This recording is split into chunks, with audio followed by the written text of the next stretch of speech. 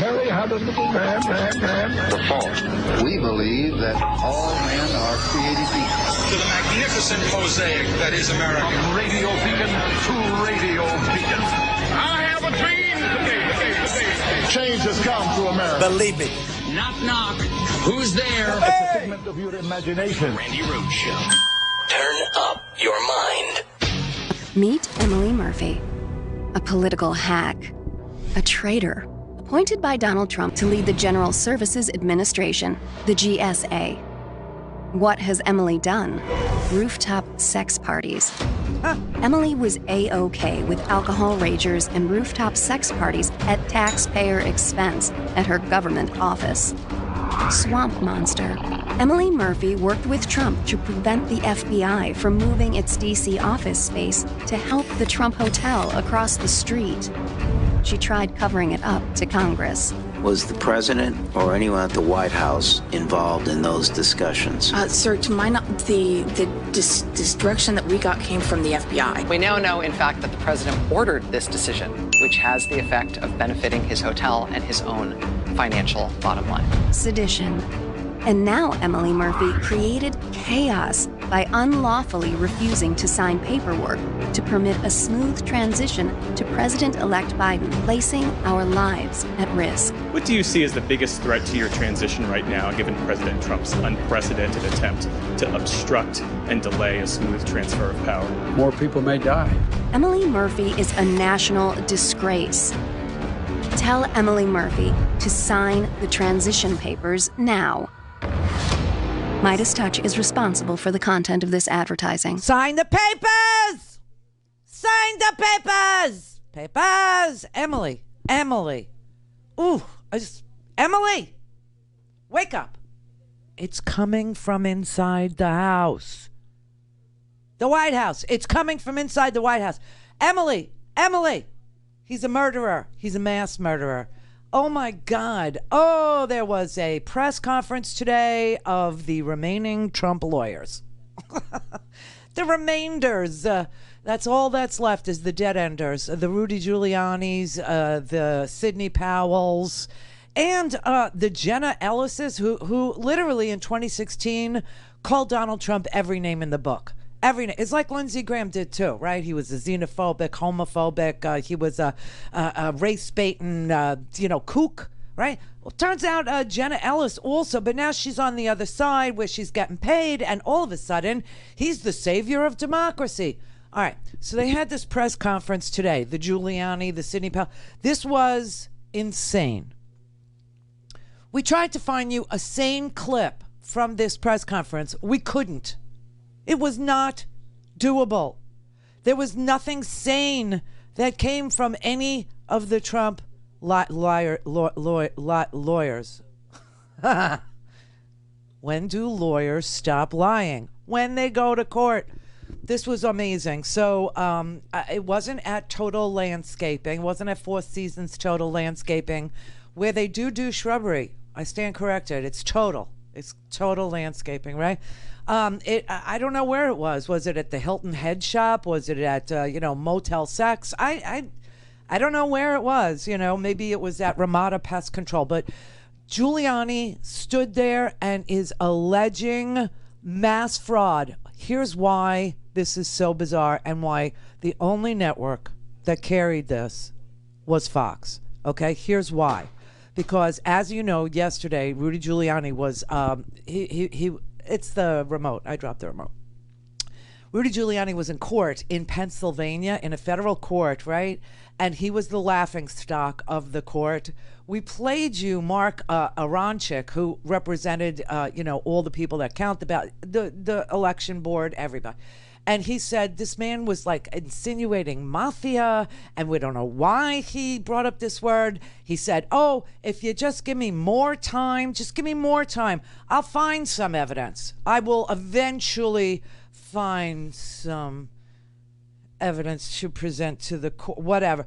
Well, today he was back at it. This is and this is just complete and utter PR. This has no relationship to the truth of what's going on in courtrooms. I mean, they've had 28 lawsuits fail, 28 and counting. 28 lawsuits fail. Now, remember, there's nothing that is going to happen that is going to overturn the 82,000 that voted in Pennsylvania for Biden over Trump. That's the margin of, the win, right? 82,000. Michigan is bigger, 148,000. Georgia is the smallest with 12,000. But anyway, nothing is going to overturn the result. Well, I mean, he's a mess. Right down to the fact that I'm watching this and something is dripping down his face. Like this mung is dripping down his Nosferatu vampire-ish, like maybe the sunlight is melting him, or right? I mean, right? And I'm watching, and I say to Sean, who pulls, cuts the videos for me. I said, Sean, what is that running down his face?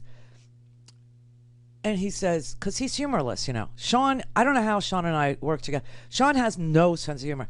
So I asked Brett the same thing, and Brett says, well, maybe it's his human skin suit and it's melting because he's from the reptilian world. This is why Mitch McConnell looks like a turtle who has beached himself. Rudy Giuliani, is a lizard man, and maybe his human suit is literally melting in front of your eyes. I asked Sean, what is dripping down his face? And Sean says, hair dye.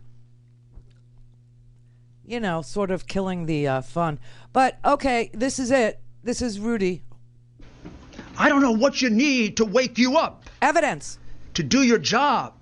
What? And inform the American people, whether you like it or not, of the things they need to know.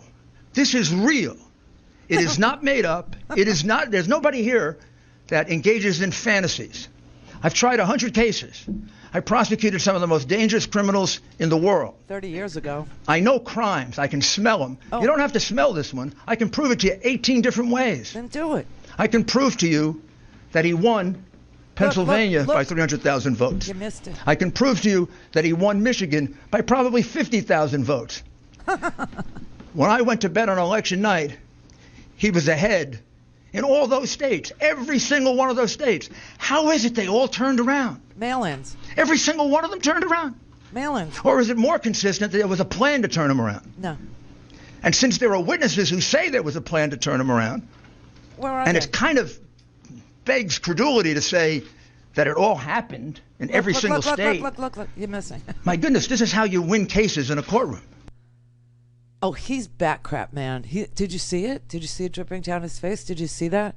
It's his human skin suit. It's melting in the sunlight because he's a vampire. Don't you know? He's a vampire. I don't know where that was. Best Western aluminum siding. I don't know where that was. But even Fox News, poor Fox News, they were like, okay, nothing that he said was true.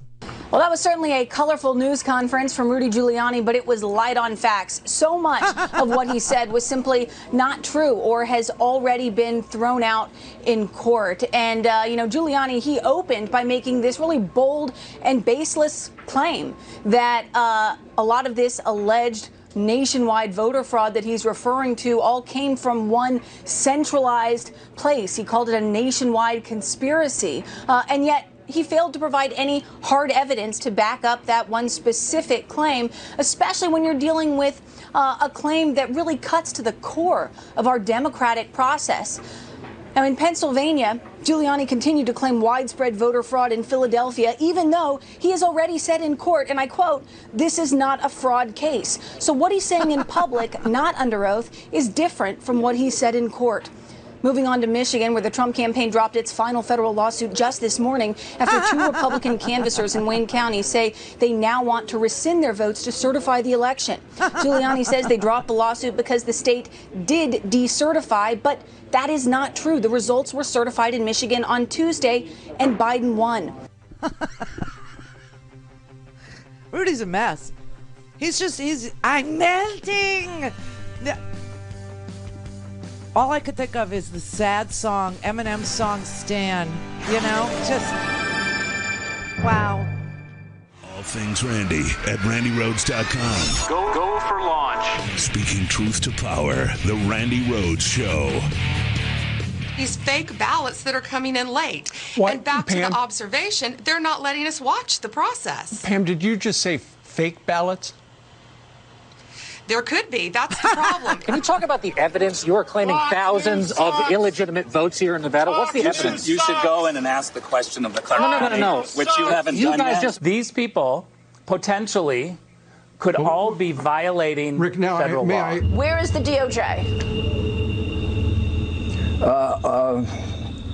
The answer to that is I don't know, and I can't worry about it. We keep hearing the drumbeat of where is the evidence? Right here, Sean. I have 3 binders. These are court filings and affidavits. I can assure you we have affidavits galore to back up what we're saying. Well, I can hardly wait to put forth all the evidence we have collected on Dominion. Where are the votes in a path to 270? Where? We are taking every legal avenue that exists in these states. We have people that I can't really disclose that can describe the hardware. We have so much evidence, I feel like it's coming in through a fire hose. I've got lots of ways to prove it, Maria, but I'm not going to tell on national TV what all we have. I just can't do that. You can't do that because you don't have it. Because yesterday you were in court and they asked you to produce and you didn't produce. You had nothing. The Pennsylvania Supreme Court has dismissed the case of observers, which is what they're referring to here. The observers, they said that they applied what the courts always apply, is the reasonable man standard. And they said there was the people who were there from the Democrats, the people who were there from the Independents, the people who were there from the Republican Party, the people that were there for the Libertarian Party, they all had reasonable access to the ballots. Bye-bye. Get out of court. And then in the federal court yesterday, Rudy Giuliani literally told the court he wanted the entire election thrown out. He wanted the court to say that Donald Trump won. And the court was like, you know, we thought with age came wisdom. Not in your case.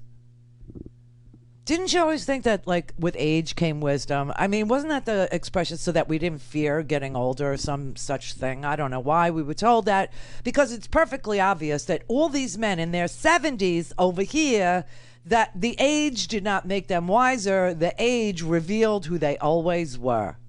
Cheats and power hungry, lunatic fringe people. That's who they always were. And now that they're older, what the hell, just get off my lawn. Do you know what I mean? It just made them cranky, and it revealed who they were. It didn't make them wiser. This is unbelievable. And why? So why is he doing it? I mean, everybody agrees this is over.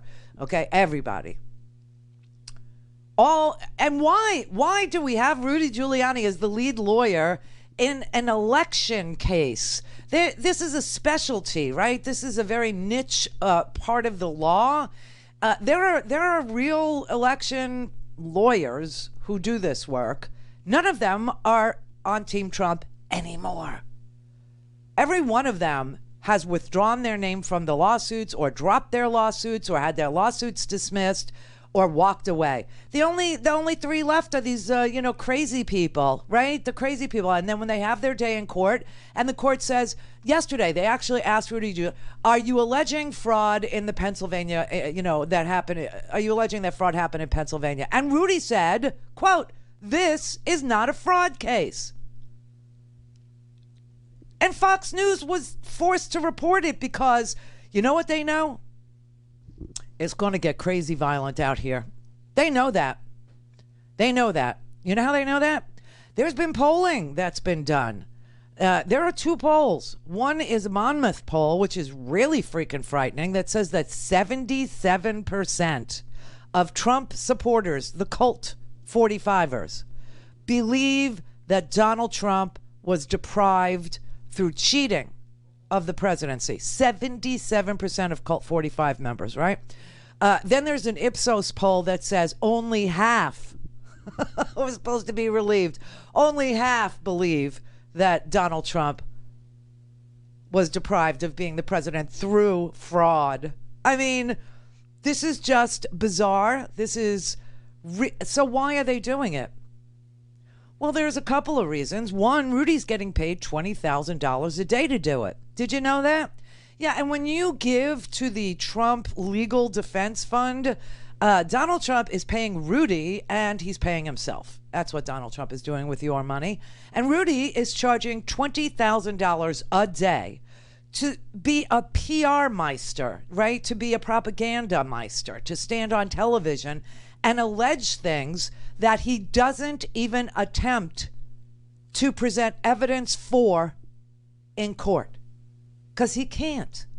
None of these lawyers can, because it didn't happen. The other reason, besides for the money, is they're trying to dirty up Biden. They're trying to do what they did to Barack Obama with their core, with their base, with their maggots, okay? They're trying to suggest that Biden is an illegitimate president the way Barack Obama was an illegitimate president because, you know, Donald Trump was the lead birther. You won't believe what we're finding in Hawaii. You won't believe what we're finding. They never found anything, and it just goes away. This is the same thing with the Hunter Biden laptop. And you know who's behind this? It's always Rudy and Steve Bannon. Rudy and Steve Bannon. They were behind the, oh, you just wait, you won't believe what we're finding on Hunter Biden's laptop. Remember all that? And then Tucker Carlson, oh, the dog ate my homework. We had the laptop, but now we don't have the laptop because the thumb drives or whatever was lost. Not in the mail, but through some private shipper. And they got videos, and we're going to get to the bottom of it, and we're going to find out. And then we're going to show you photographs of pedophilia, and we're going to show you photographs of. Meanwhile, Bannon gets arrested on a Chinese billionaire's yacht for fraud. And Bannon was because Bannon doesn't care about the truth. Bannon considers himself to be the lead disruptor.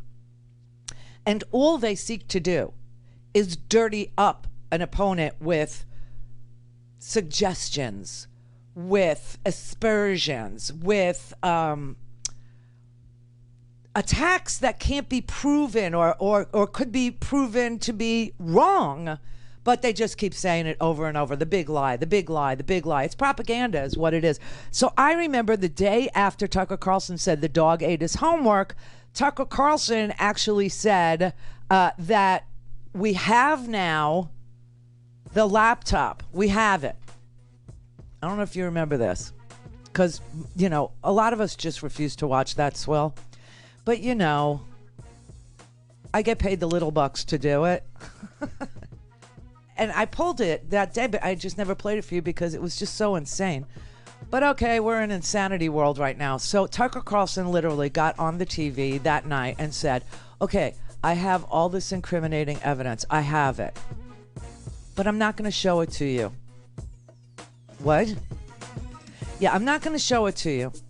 I'm just going to drop the whole thing. After all of this breathlessness ahead of the election that Hunter Biden was a pedophile, right? Which is just disgusting. I mean, that is just the lowest of the low. And the reason he said he wasn't going to show you, Hunter Biden is my friend, he says. Wow. Call in, connect. To speak to Randi, call 561-270-3844. 561-270-3844. So here we are. We got our flash drive back today, and that's great. But what we'd really like are some answers. And speaking of answers, it occurs as reading this that we mentioned the documents that we get from a lot of people. And we've received an awful lot of documents recently about Hunter Biden. We haven't aired all of them. In fact, many we have not aired.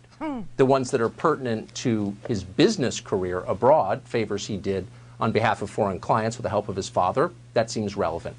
And it seems like news. And we brought it to you, and we're not ashamed of that. But there are a lot of documents about Hunter Biden's personal life that we haven't brought to you, and we're not going to. And we should tell you why. Yeah. One is the obvious answer. He's not running for president. And so to the extent those documents pertain to his dad, of course. But Hunter Biden is a fallen man at this point. And I should also say that I knew Hunter Biden fairly well. We lived near each other in Washington for quite some time. I knew his wife, who was an absolutely outstanding person, a good person. I never thought Hunter Biden was a bad person. I thought he had demons, but in the time I knew him, he kept them mostly under control. At some point, he lost control of those demons, and the world knows that now. He's now humiliated and alone. It's probably too strong to say we feel sorry for Hunter Biden, But the point is, pounding on a man, jumping on, piling on when he's already down is something that we don't want to be involved in. Oh, my God. And that was the end of the Rudy Giuliani Ukrainian Russian intelligence operation. Yeah. About Hunter Biden's pedophilia. I mean, this is so sick. It's just unbelievable. Hillary Clinton was also a pedophile. Remember, she was running her pedophile ring out of Comet Pizza and Ping Pong in Washington, and they literally pounded on that so hard in the 2016 election that a guy got in his car in North Carolina with a long gun and drove to Washington to shoot up Comet Pizza and Ping Pong Parlor. This is the kind of stuff that they spew out over there. And then when the, stay tuned, see what's next. When you get the finale, when you get to the end of the, the episodes, it's so disappointing. So disappointing. There's nothing there. There's no there. There's nothing to show you, nothing to see. And they keep doing it. They keep doing it over and over. How many times are these maggots going to fall for this? Over and over. The Durham report. Wait, the Durham report. You're going to see law break. Obamagate. He spied on our campaign. There was nothing. It was false. It was a lie. It was bull, right? Just ended with a whimper, right? Ended with a whimper. Then the laptop ended with there's nothing there. Hillary's emails, okay? You saw the emails, and all we saw when WikiLeaks was dumping them and Roger Stone was coordinating it with the Russian hackers, with Russian intelligence services. He was found guilty by a jury of 7 felonies in like 7 minutes, okay? These are the people that are guiding this episodic misery of yours, and you keep falling for it. So now, how did it change overnight? Because we told you Pennsylvania wasn't even allowed to count the mail-in ballots until Wednesday. We kept telling you there's going to be a red mirage because the mail-in ballots are counted after the in-person ballots. After. And in Pennsylvania, for God's sake, they weren't even allowed to count the mail-in ballots until the Wednesday after November 3rd was a Tuesday. Wednesday morning, they were able to start counting the mail-ins. That's why it changed. I mean, they keep creating like these fantastical mafia-like cabals that are being done by decent people who show up to count our ballots. It is shameless. It's disgusting. It never produces any evidence, and they keep doing it. It's just like the birtherism. You can't believe what we're finding. He found nothing. Donald Trump found nothing in Hawaii. He never even sent anybody to Hawaii. It's all a giant lie. They lie and lie and lie. And yet 77% of Trump supporters believe that what Rudy is saying is true. 77%. The Ipsos poll makes me feel slightly better because it says only 50% believe that there was this massive cabal of people who count ballots that were all nationwide. They were all in on it. Everybody was in on it, except apparently the co-conspirators, the people who actually, count the ballots. I don't know. It's a clown car, and this is all something that was devised by Steve Bannon. This was something that Rudy Giuliani dreamt up. This is just something that Trump gave him the okay to go peddle in the, public atmosphere. And meanwhile, all the veteran Republicans, they're starting to feel unease. Okay, unease. The president is a murderer. He is literally a murderer. People are dying in droves. Yesterday, 1,900 people died. We had almost 80,000 people in hospitals yesterday. 80,000 Americans in hospitals with COVID. Just COVID. It is so sick. It is so corrupt. It is so bizarre. And there's plenty of evidence that Rudy Giuliani is a tool. And that he's a tool to, that the Russians love to use because he is willing to create this doubt in this country that democracy doesn't work. It can't work. America is so lame that it can no longer conduct free and fair elections. That's how low we've gone. That's how lame we are. That's how the swamp, this is Trump's government. This is Trump's government. And they want you to believe that we can't have a free and fair election anymore. I mean, it's just bizarre. So what does Donald Trump do? He knows he has no chance of changing the outcome. No chance. So now his whole MO is to sow doubt and chaos. That's it. Leave millions of fires burning so that it's chaotic and, Joe Biden won't know where to put the hose first, won't know what to do because it'll just be raging and out of control here, abroad. Let's take troops out from over here. Let's, let the Saudis start a fight with Iran, whatever. We'll just be over here and we'll just light the whole thing on fire. Light the whole damn thing. Just light a match. What do when you can't steal another nickel? You light a match. You burn the place down. And that's what he's doing. That's what he's doing. And these traitors to our nation are literally aiding and abetting this murderer. People are... So what does he do? He calls this woman in Detroit, right? The Wayne County Canvassing Board. He calls the two Republicans. Somebody needs to school up in math in Michigan. You can't have 4 people make a decision about certification. You got to have 5 or 3 would, whatever. Anyway, he calls them up. Donald Trump does, gets them on the phone. And when he hangs up, all of a sudden, this woman, Monica Palmer, wants to rescind her certification. All of a sudden, she wants to take it back. Now, when they asked her, what did you talk about? She said, oh, no, he just called to make sure I was safe after hearing that I was getting death threats. Turns out he was the threat because now she wants to rescind her vote. This is the Randi Rhodes Show. To speak with Randi, dial 561-270-3844. That's 561-270-3844. What Donald Trump is engaged in is the type of behavior that we've seen in many authoritarian countries around the globe, where individuals try to retain power by all means necessary. And Donald Trump, I think, has demonstrated time and time again that he's not going to adhere to not only the norms and standards that are expected in the office of the presidency, but also the requirements that really have the United States national security hang in the balance. The fact that he's acting as a spoiled juvenile, and that's an insult to spoiled juveniles, quite frankly, that he is not facilitating the transfer of power of the executive branch to Joe Biden and his incoming administration, I think is outrageous. Because whether we're dealing with COVID or whether we're dealing with international issues, that transition, which has been honored by every president, certainly during my career, and has allowed the incoming administration to be able to get up to speed quickly on these very, very challenging issues, this is something that must happen. And the fact that the members of the Republican Party are still allowing Donald Trump to continue with this tantrum, I think, is despicable.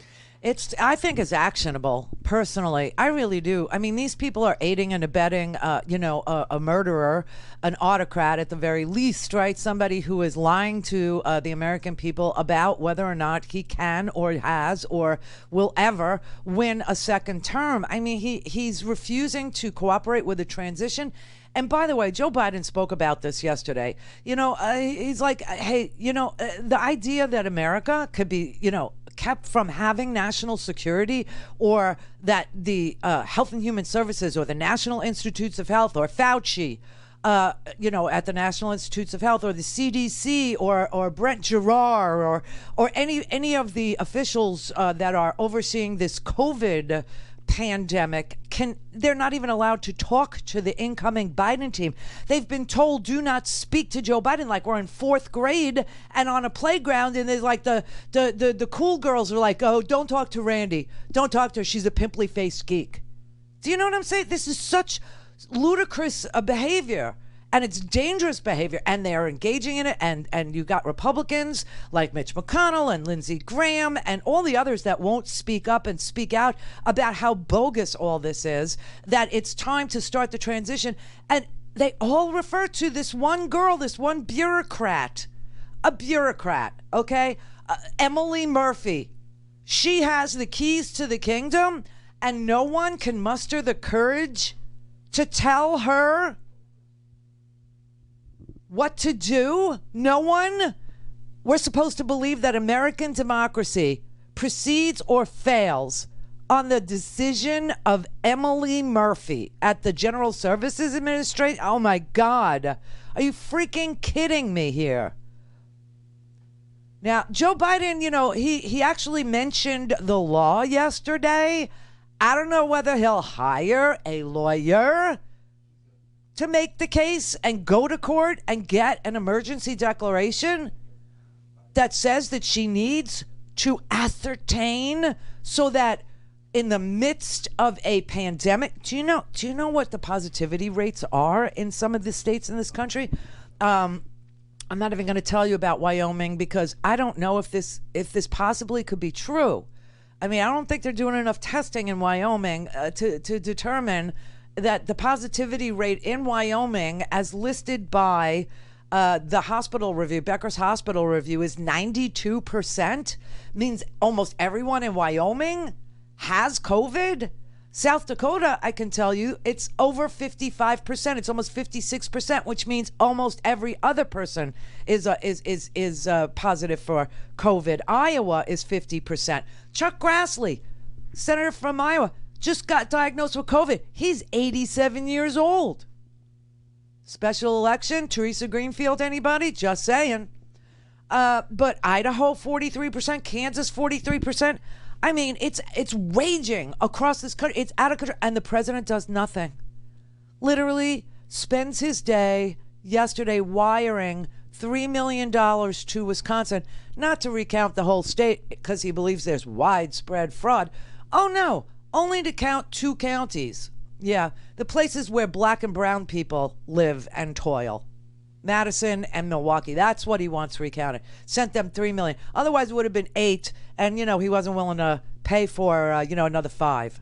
So, I mean, this is so unbelievable. It is so disgusting. And she is saying this is weighing heavily upon her, and this is way too much power, okay? In a country where we don't have autocrats, in a country where one person does not decide what kind of a democracy we have. We have checks, we have balances, we have this, we have that, we have courts that are overseen by the judiciary committees in the House and the Senate. We already have a lawless presidency with a lawless president, okay, because we gave the power to the judiciary, or to the Department of Justice, to create a memo that said, oh, you can't indict a sitting president. No, you can't. It's not a law. It's an opinion of one person in 1973. And look at the grief it's caused. One person making a decision like that. Now we got it with her. With this Emily Murphy, we got it with her. So they put her on the phone. Swear to God. They put her on the phone with the administrator of the GSA in 2000. His name's David Barham, okay? We've never heard of him because who the hell ever thought about the GSA besides for me? But in 2000, during the Bush v. Gore thing, David Barham was the person in charge of GSA, and he was the man who had to ascertain who the winner was. And he said, well, because it was 535 votes in Florida or whatever, he knew that when the court case was done in Florida, he would know who the winner was. So he was tasked with talking her off the ledge. And he went on TV and he explained that he had a conversation with her. One thing that's striking to me here, and again, this is a lot of pressure on this relatively anonymous member of the administration. I'm sure that when you were a GSA administrator, you weren't getting stopped on the street a lot for, autographs and things like that. But the GSA is actually a wildly important operational part of the federal government. It's really, really huge control, huge budget. It's a little bit like when you put pressure on a stick, it'll snap in the weakest spot. It's like no one really thought through that the peaceful transition of power was a GSA ascertainment. But it turns out that's what it is. Well, remember, it was designed to find a way for the GSA to actually turn over money in space. I don't frankly remember exactly how it moved from just that. And you'd have to have some way to decide. So that was pretty straightforward. Not allowing the transition team to meet with the agencies, they're waiting for GSA to ascertain for that. But I think that we should be looking at the President of the United States and asking him, like it would do any good, asking him, come on, let's make this transition work. But you all have spent hours and hours and words talking about how he's not allowing any of that to happen. So, yes, I heard, I think it was HHS Secretary Azar say he wasn't going to turn over information to the Biden transition team on coronavirus until Emily Murphy ascertained. And my reaction to that was, that is really unfair. Do it. And now make her be the one to let you do it. Come on, show some courage. Courage? Are you kidding? These are the most cowardly people in the world. Donald Trump is literally in terror. You know why he's in a bunker, right? Right?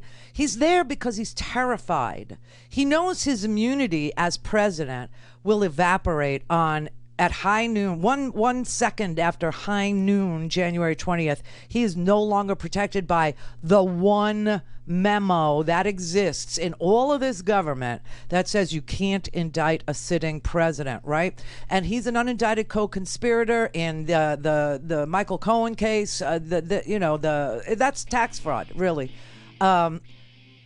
And also, 10 counts of obstruction of justice in the Mueller report and witness tampering and perjury, lying in his written answers. Mueller testified to that. So all that evaporates. So Donald Trump is terrified, just terrified. And that's why he won't come out of the White House. Now, for him, and maybe for some of you can relate to this. When you're scared, some of us get angry. It turns into anger.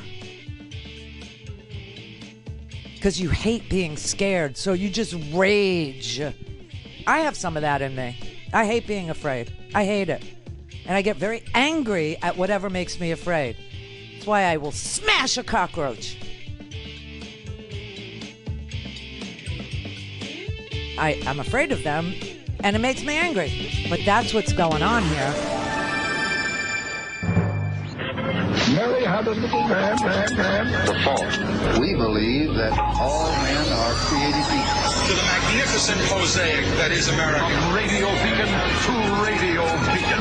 I have a dream today. Change has come to America. Believe me. Knock, knock. Who's there? It's a figment of your imagination. Randi Rhodes Show. Turn up your mind.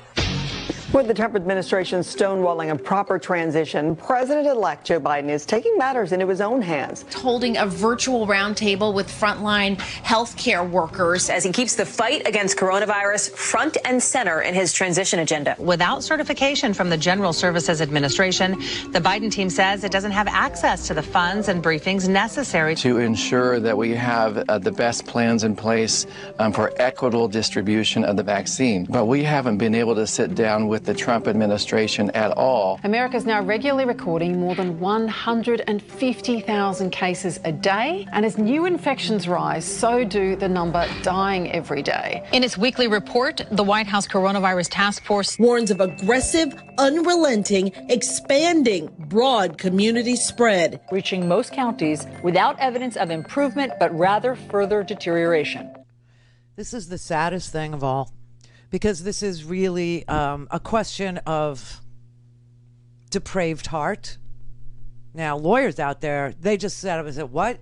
Yes, depraved heart, depraved mind. That is an element that you need to prove if you're going to charge somebody with murder in the second degree.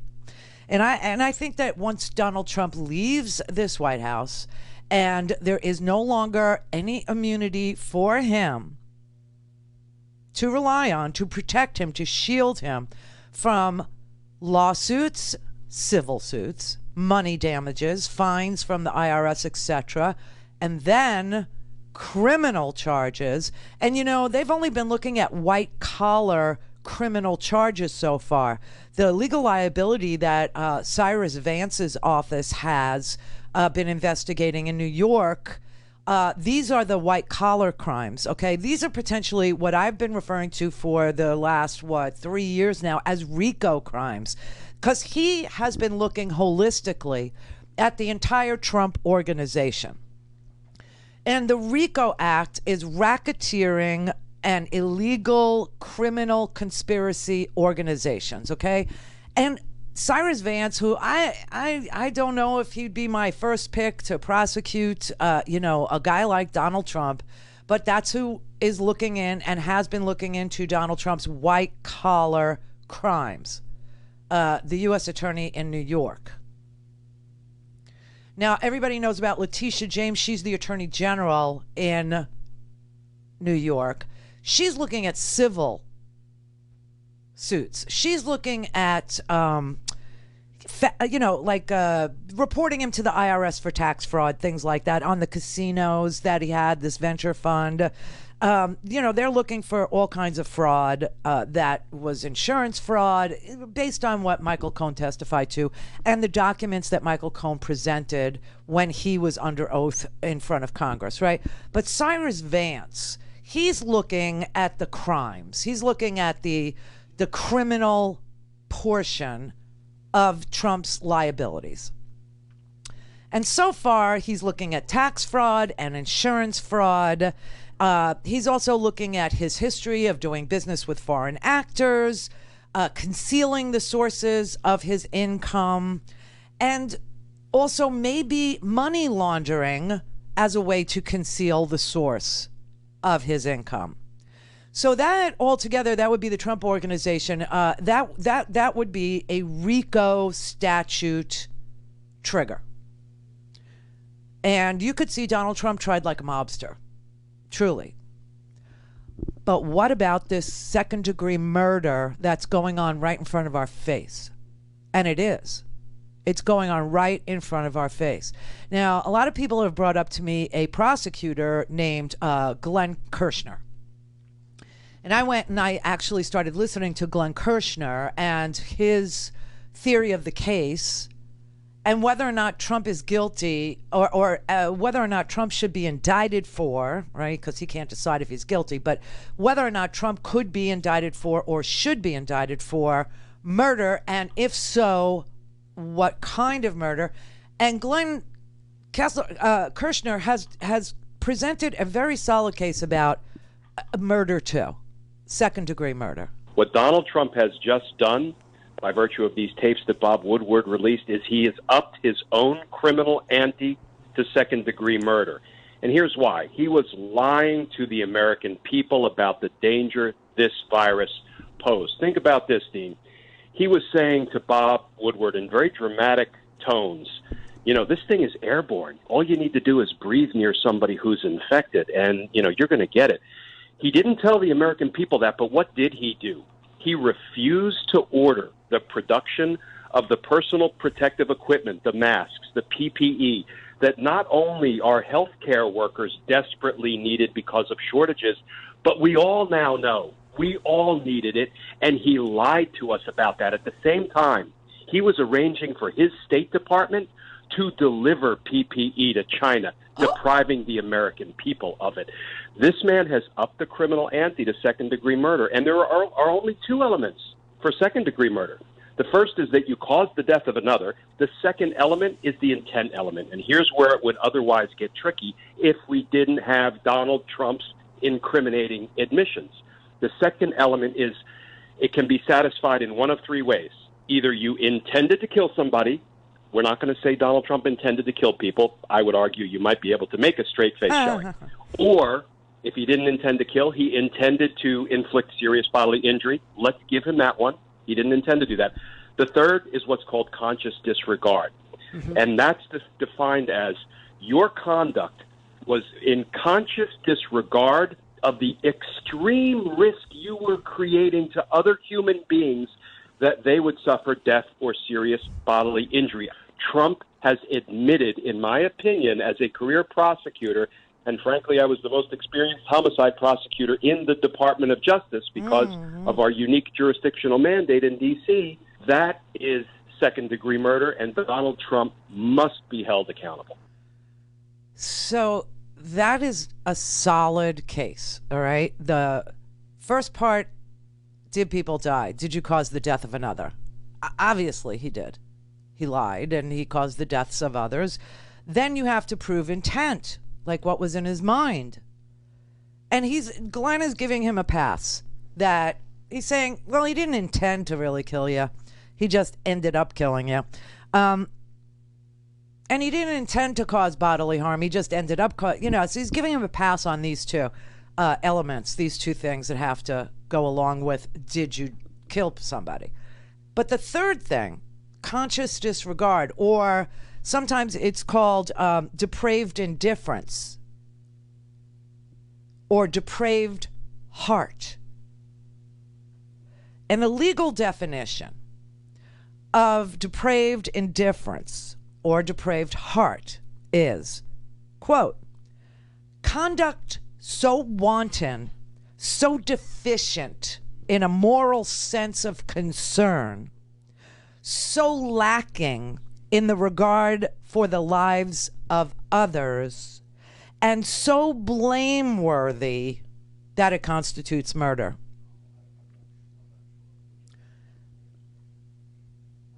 Depraved heart murder. Hey, future biographers of Donald Trump, there's your title for your book. Depraved heart murderer.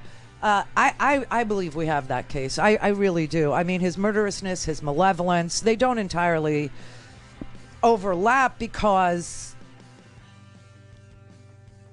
251,000, more than 250,000 Americans are dead, but that's out of a sheer lack of caring.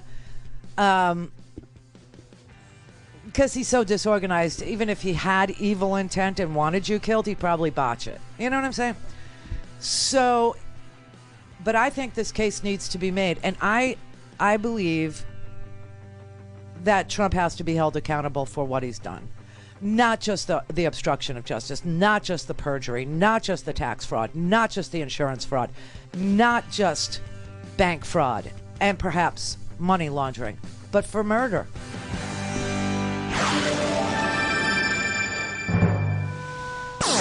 All things Randi at RandiRhodes.com. Go for launch. Speaking truth to power, the Randi Rhodes Show. Why did you lie to the American people, and why should we trust what you have to say now? That's a terrible question, and the phraseology, I didn't lie. What I said is we have to be calm, we can't be panicked. The fact is, there has to be a calmness. You don't want me jumping up and down, screaming, there's going to be great death, and really causing some very, very serious problems for the country. If Bob Woodward thought what I said was bad, then he should have immediately, right after I said it, gone out to the authorities so they can prepare and let them know. But he didn't think it was bad, and he said he didn't think it was bad. Democrats in the media responding by claiming President Trump is to blame for killing Americans. This caused people to die. Think about what he did not do. And it's almost criminal. His delay, denial, and distortion of what was happening has caused many deaths. He has killed people with his lies. This is a kind of homicidal negligence. And the facts here are even graver than in Watergate. There is damning proof that Donald Trump lied and people died. And now there's damning proof that Donald Trump is stalling a transition and preventing Biden's coronavirus task force from being able to speak to Anthony Fauci or being able to speak to Brett Giroir or being able to speak to Secretary Azar at Health and Human Services, and that the clarion call came out from Donald Trump that said, do not speak to them. Don't talk to them. And if anybody knows of anybody speaking to the Biden administration, then we need to report it to the Deputy Surgeon General in charge of communication. I mean, that comment was made by Radam Schwartz, who is the career senior transition official, and he has said that nobody should be, the president ordered that no one talk to the Biden team. No one talks to them. That's depraved heart. That is clearly a man without conscience. That is clearly somebody who doesn't care how many deaths he's responsible for. You know, I got to tell you, 1,900 people died yesterday alone. And yes, alone. They died alone. Nurses are having to hold the hands of people who are crying out for their relatives and can't see them on their deathbeds. And we're easily on track to lose more Americans to COVID. Well, we've already lost more Americans to COVID months ago than we did in the whole entire Vietnam War. We lost about 58,000 Americans in the Vietnam War, and we're literally, I mean, we're over 250,000 dead. Now, just so you know, in World War II, 420,000 Americans died. Okay? And we're on track to surpass that. And Donald Trump's not even trying. Hitler was trying. And he managed to kill 420,000 Americans. You know, maybe you think Trump is trying. I don't know. I think that's giving too much credit to this man. He's not a successful murderer. He's just a total incompetent with no regard for human life. That's murder too. That's what murder too is. And yes, he needs to be held accountable because this can never, ever happen again. You know, if he were military, which he's not, he's a civilian, as you know, bone spurs and all. But we usually have, well, we always have, except for, you know, Eisenhower, who wasn't an active general when he was president. We have civilians in charge of our military. And yet, if he were uniformed, he would be charged and tried and convicted for dereliction of duty. You know that. He is derelict in his duty to protect Americans. And he's still doing it. He's doing it still. He's decided to spend his weekend calling Michigan legislators to the White House to talk about having the legislature of Michigan select the electors.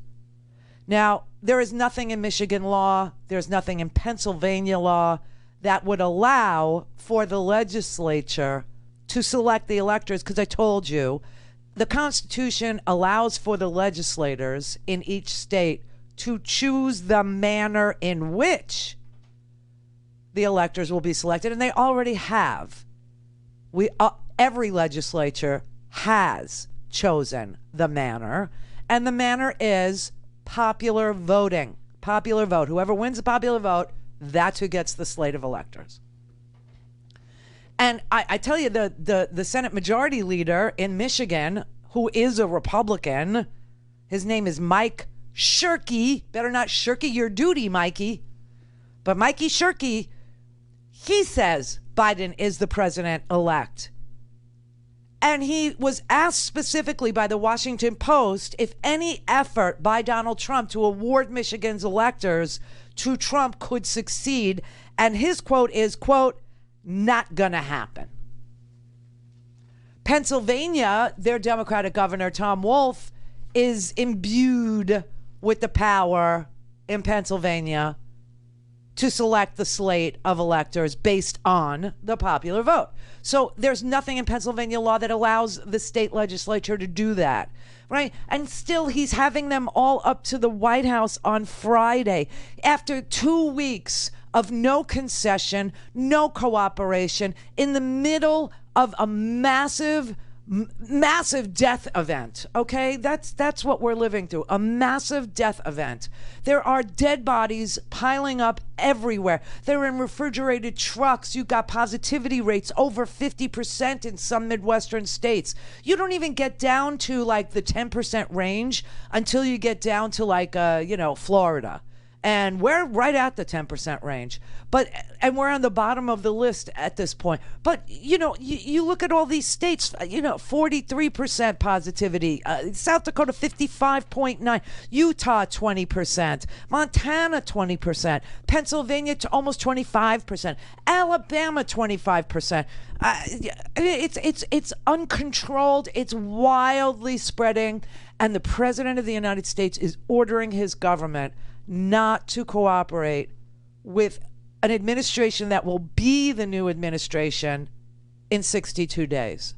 Just blocking any flow of information, blocking any money that they're entitled to so that they could hire and vet.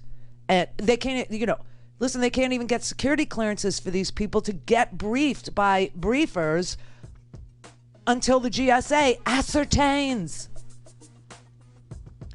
All this is on the line, all of it, and he just sits there in bunker mentality,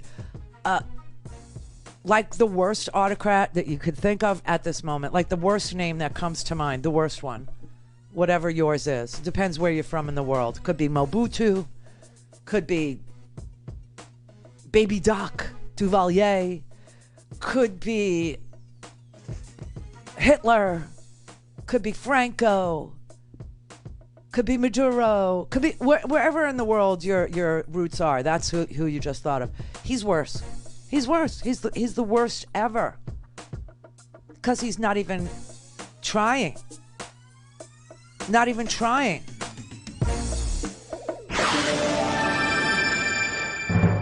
Call in, connect. To speak to Randi, call 561-270-3844. 561-270-3844. I myself have held the hand of dying patients who are crying out for their family that they can't see. I've taken care of co-workers as they fight for their lives on a ventilator. And knowing that they got sick because of the hospital or their government hasn't protected them. Throughout this pandemic, we've had to reuse N95s so many times. Sometimes the masks literally fall off our faces. In my hospital, we're still reusing N95s 2 times. Do you know that I have not been tested yet? And I have been on the front lines in the ICU since February. You're kidding me. No. We nurses, we know that we are facing immense death and suffering in the coming weeks. And we will be there. But we need to act now. We need to act quickly to protect our healthcare workers so that we can save as many lives as possible. Thank you. Mary, I'm sorry, I'm so emotional. No. It's just... You got me emotional. You know what that's called? Compassion. That's called empathy. That's what that is. That is called regard for human life. Her name's Mary Turner, and she's the head of the Nurses Association also in Minnesota. And she was interviewed after that Zoom call that Biden has been putting together the people he can talk to. So he's been talking to the nurses. He's been talking to the governors. He's been talking Republican governors too. He's talking to Republican governors in places like Iowa, in places like Idaho, in places like Wyoming, in places like Minnesota. He's been talking to nurses. He's been talking to doctors. He's been talking to people who do COVID tracking, Johns Hopkins University, trying to position himself to be as ready as humanly possible on day one to end this madness, to end it, okay? And Donald Trump is consciously blocking Joe Biden from getting any information, including information about where the supplies are located. How much do we have in the stockpile? Where are the stockpiles? Do we have? Are we manufacturing N95 masks? Why are they still having to reuse them? Where is the PPE? Remember, Jared's whole approach was those are our stockpiles. Screw the governors, screw the states, let them go out and bid against each other for these supplies. We're not giving them anything. It's federalism, you know. And Mary Turner, who's just on the front lines as an ER nurse and head of the Nurses Association, who was on that Zoom call yesterday, was interviewed after that Zoom call. There has been such despair. Despair over the fact that we haven't had enough PPE. Despair over the fact that we're not being tested. Despair over the fact that all of our hospital systems in Minnesota and probably all across the United States are working so haphazardly. But more important for me, despair over the fact that the federal government has not been there. And I think what kind of happened to me today was the fact that for the first time, speaking with President-elect Biden, I had hope. And with that came such an emotional release because I finally felt like somebody was actually listening. I mean, I've been on our local media for the last 9 months, pounding the pavement, trying to get anyone to listen. And today, I really felt like somebody who could really do something about it was listening to me. And I was so grateful. It's insane.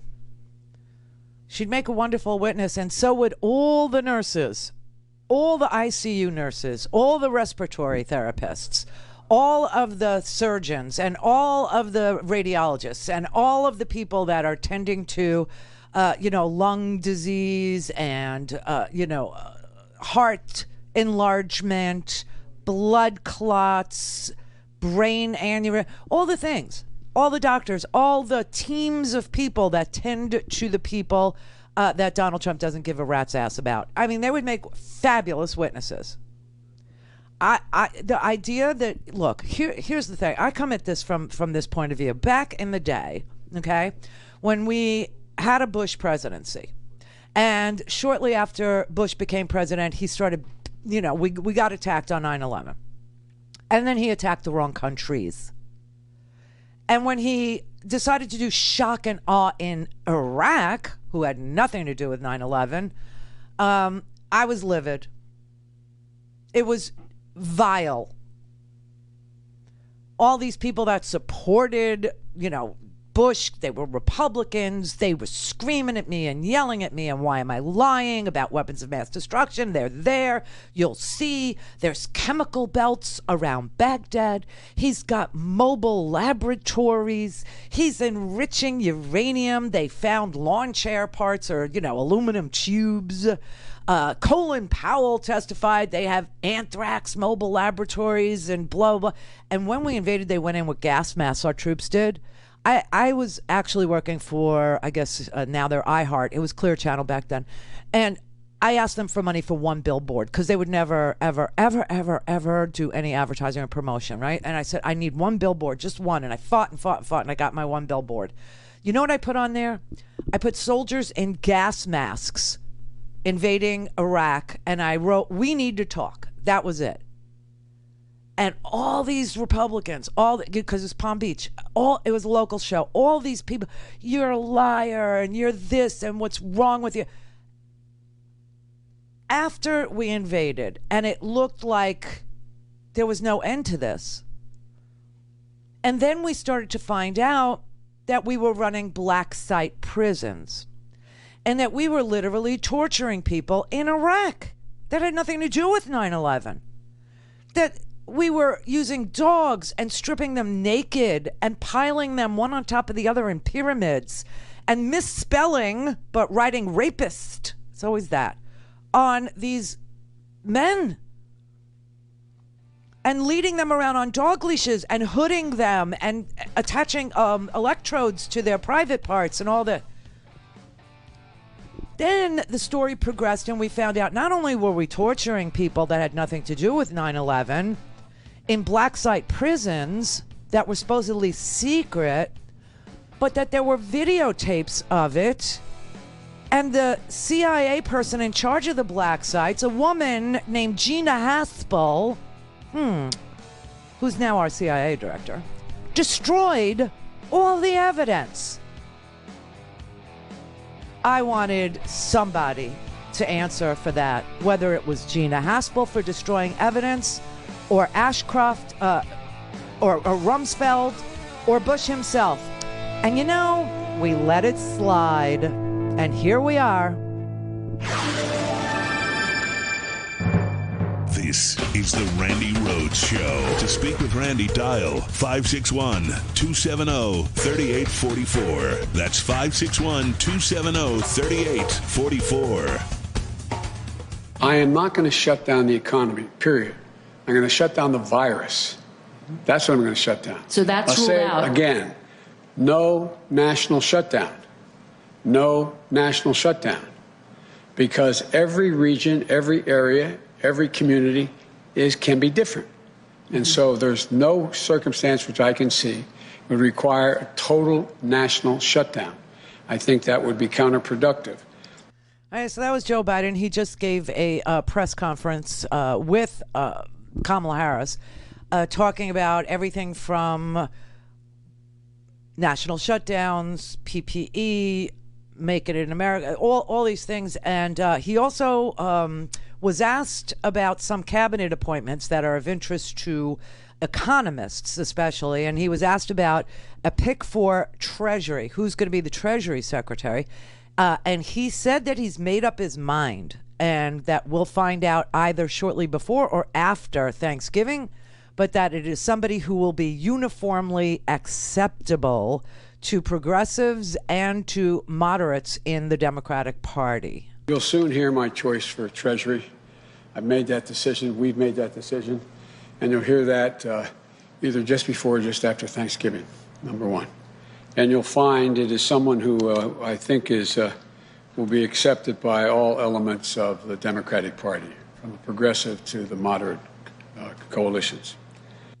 So that's interesting. If I had to say a name, it would be a female. And if I had to, I would say Janet Yellen. That's what I would say. Former Fed chair. I know a lot of people are thinking Warren, but because he said it that way, I don't think Warren. I don't think so. All right, Rob in Arizona. Hi, Randi. Hey, remember when Trump said you won't hear about the virus after the election? Yeah. He was right. He's not talking about it. He's not endorsing it. Anyways, hey, I mainly called because it occurred to me, thinking back to the impeachment trials when the Republicans were saying, well, we're not going to vote for it because you didn't take it through the courts and let the courts have a shot at it.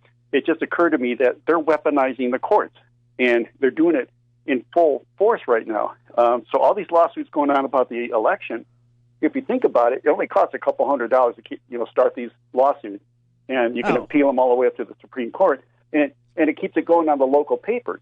They're not going to win, but it gives all those followers this false sense of hope that, there's still a chance that something's going to happen. Right. So, they treat all of this as if it was a continuing daytime drama or a reality TV show, and tune in next week and you won't believe what you're going to hear. And here we are in the middle of a mass death event. I don't know what else to say. I mean, every day we have a 9/11. Every day we have, yesterday 2,000 people were dead. 2,000 people died of COVID. Never mind, car crashes and gunshots and all that. I mean, it's just so sick. And as long as they can keep a story alive, and then when the story peters out, they just throw their hands up like Tucker Carlson. They go, well, I'm not going to show you the documents. I'm just not, because you know what? At long last, Hunter Biden's my friend. And so I'm not going to show you any of the things that were on his laptop. I mean, they do this all the time. Wait till you see the Durham report. There is no Durham report. Wait till you find the tapes. They were taping us. Lordy, I hope there are tapes. There were no tapes. There were no tapes.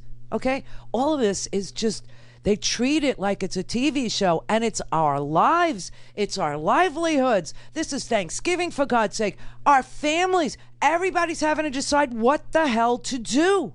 What do we do?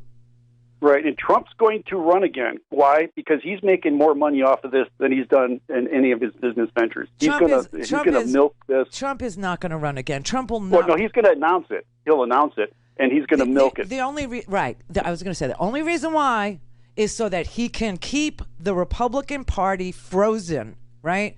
So that no one can run against him, right? You won't have Rubio or Cruz or any of these lunatics that want to run. They'll be frozen out. It will, it would just be his to do. Right, and hopefully he'll be indicted or in jail time the next round comes. Or completely broke because, like I said, these the Letitia James situation in New York, those are civil things. I mean, he's got a $100 million tax refund that he got. That may have to be paid back, okay? Then we're going to find out who he owes all this money to. And then we're going to find out that he has committed insurance fraud, meaning he elevated or increased the value of his properties so that he could, insure them for more than they were worth, and that he decreased the value for the purposes of taxes, so he would owe. The man paid $750 the last 2 years in taxes. Honestly, those are civil cases, but he could be broke by the time this is over, between fighting it in court, between fines that'll be levied, with penalties, and all the other ancillary things that go. And the IRS likes bringing these kinds of cases because it's handy as a tool to show others who might try that they will eventually get caught. And you don't win against the banks. That's probably one litigation you never want to be in. Right. I mean, and if he committed bank fraud or insurance fraud and you're going up against these insurance companies, forget it. Have you ever seen what their litigators are like, the insurance company litigator? These guys are, listen, when I was sued, I had an insurance policy, right, that helps pay for your defense. Otherwise, I couldn't have afforded it. It was millions of dollars. But they sent me an insurance lawyer. This guy, I mean, you talk scrappy. That it's Better Call Saul time. You know what I mean? It's like these guys will do they will do anything. I think everything's going to come to an end on the 20th when people are going to finally be able to be free to talk without getting fired. And he's probably committing all sorts of crimes on the way out. I heard he's maybe destroying documents at this point. That's why I brought up Gina Haspel. That's why I brought it up. And this is the point. So you destroy documents, you destroy evidence, and then you become the director of the CIA and nothing ever happens to you. This has got to end. People want to drain the swamp. You have to hold people accountable. You can't have the rule of law without accountability. Donald Trump is a criminal and he must meet the bar of justice. You can't have people running around destroying documents, destroying evidence, setting fires to, garbage bins full of information about our national security or whatever crimes he's committed. You just can't do it. Can't have it. Right. And the next attorney general better, look into all this fully. And yes, we want to be law and order government. And I would think we would look foolish in front of other nations to let, crimes just be swept under because we think it's politically motivated. If they're crimes, they're crimes, period. That's the way I feel about it. And I've always felt that way about it. And it doesn't matter who committed the crimes. I remember the day, Bill Clinton didn't commit a crime, per se. Bill Clinton parsed his words in answers during a deposition in a civil case. And they asked him, about something about sex, and he was like, well, it depends what the meaning of the word is, and he was too cute by half, and he got impeached. And I remember the day I found out he lied, because I remember where he was. He was standing in front of that fireplace, okay, in the Oval, right outside the Oval Office, and he had this, briefing where he talked to the American people, and he said, I did not have, and he's wagging his finger, and he said, I did not have sex with that woman, Miss Lewinsky. I never lied, not one time ever, and now I have to get back to work. And I wanted to believe him because I just loved him. The economy was soaring and computers were happening and progress was being made. I felt like I might have a shot at the 21st century after all. But he lied. And when I found out he lied, I was crushed. I was hurt.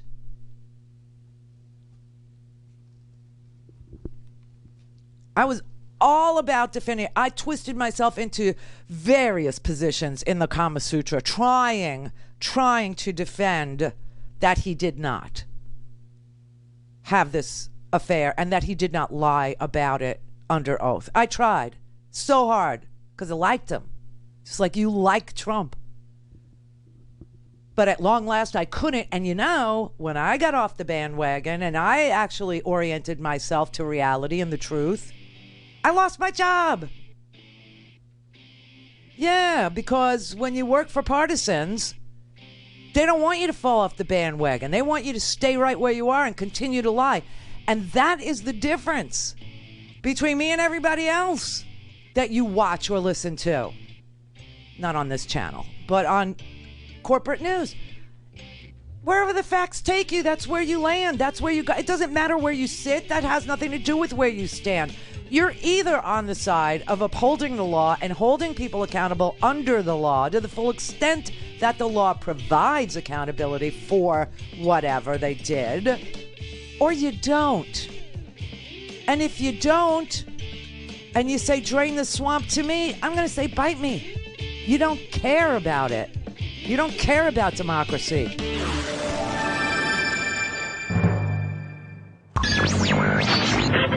Mary had a little man. The fault. We believe that all men are created equal. To the magnificent mosaic that is America. From radio beacon to radio beacon. I have a dream today. Change has come to America. Believe me. Knock, knock. Who's there? Hey! It's a figment of your imagination. Randi Rhodes Show. Turn up your mind. Good afternoon. Did you all watch My Cousin Vinny? He says to her, how many fingers do I? How many fingers do I got up? 3. Pennsylvania, Michigan, Wisconsin, Nevada, and Arizona. This is real. It is not made up. What we keep reading and hearing is that we have no evidence. We have no specifics. You're lying.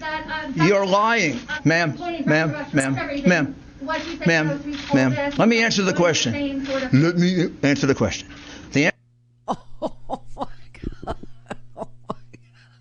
Okay, so, hi. Happy Friday, you bastards. Yesterday, I thought the weirdest thing was that Rudy's face was melting on camera, and that was not actually the weirdest thing that was going on. That particular thing there, first of all, remember yesterday I kept telling you, I don't even know where they had this. Did they have it at, like, the Hilton, electrical company or Total Electrical? Where it was at the Republican National Committee headquarters. So the GOP sanctioned this dog and pony show. So that was like, I had no idea. Okay. The thing went on for 90 minutes. An hour and a half. I had no idea. Because nobody carried it except for freaking Fox News, who didn't interrupt it for one single fact check, but at the end of it said there were no facts there. There was no evidence presented. There was nothing at all. And last night, you could see some of the hosts on the Fox News vowel movement away from what it does to the news. Do you understand what I'm saying when I say that? Okay. They lost Tucker Carlson, the Trump administration did. They lost him. And you know where they lost him? They lost him with Michael Flynn's Michael Flynn's attorney, Sidney Powell, who alleged that there is a global conspiracy that includes, of course, the dead Hugo Chavez, the dead and decomposed, because he's been dead for 6 years, 7 years. He died in 2013. It had to do with the dead and decomposed Hugo Chavez, Hillary Clinton, of course. I mean, the George Soros, just to get the anti-Semites to go along with this global conspiracy. All that was missing was Vince Foster. Do you know what I'm saying? It was the most amazingly twisted QAnon conspiracy theory that Sidney Powell presented, and you thought Rudy Giuliani was the weirdest thing going on in front of the camera. Oh, no. Oh, no. The crap that she spewed was so abnormal. What am I going to say? Was so bizarro, was so out in left field, was so conspiracy, was so Q-oriented that it almost made Rudy's melting face seem normal. It's like you don't even pay any attention to the man who is, melting in the sunlight because he is a freaking vampire, right? Now, Brett thinks he's more reptilian than vampire. The jury is that because of the brain. See, Brett went to the brain, the functioning of the brain, where, he thinks it's in a lizard brain, it's just, fight or flight. And so Rudy's in fight mode because, he's got a lizard brain and whatever. I think, Rudy Giuliani, I mean, it was just it was creepy. It was like a clown show with the makeup just melting. I mean, it made, what was the Batman Joker? Huh? No, the new one. Heath Ledger? Yes, made Heath Ledger look normal in that movie.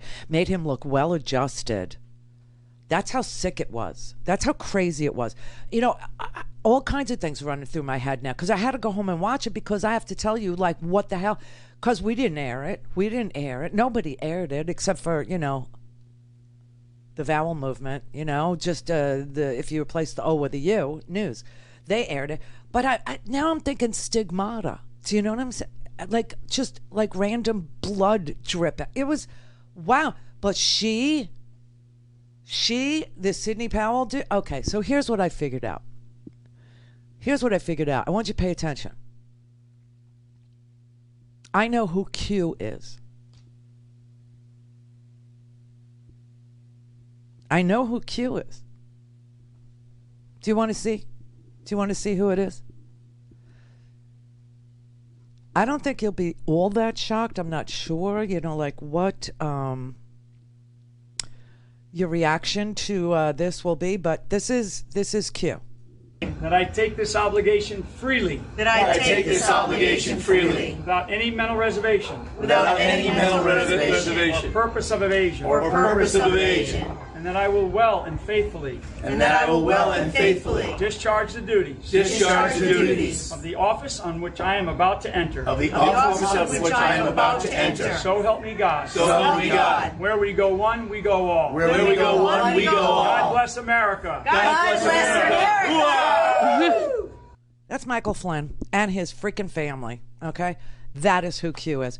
Now, how did I figure that out? Well, Sidney Powell is the conspiracy theorist of all time, okay? I'm just going to play you her conspiracy theory that she had the nads to stand up and say yesterday on national television. And while you're listening to it, I want you to remember that Q is supposedly a discarded, disgruntled former intelligence officer. Michael Flynn is the fired DNI, right? Now we got Ratcliffe. He's another lunatic fringe, right? Republicans like to put real F-ups into that position. They love to do it, to twist and turn. Okay, so Michael Flynn was fired by Barack Obama, and then he was tasked by Trump to be part of the Trump campaign, and then he elevated him to national security advisor. Remember all this? Okay. So the disgruntled intelligence officer who is propounding all these conspiracy theories that, allege a global conspiracy of anti-Semites and pedophiles and, George Soros and, it's Michael Flynn. And his lawyer is this woman, Sidney Powell. This is stunning, heartbreaking, infuriating, and the most unpatriotic acts I can even imagine for people in this country to have participated in any way, shape, or form. And I want the American public to know right now that we will not be intimidated. American patriots are fed up with the corruption from the local level to the highest level of our government, and we are going to take this country back We are not going to be intimidated. We are not going to back down. We are going to clean this mess up now. President Trump won by a landslide. We are going to prove it, and we are going to reclaim the United States of America for the people who vote for freedom.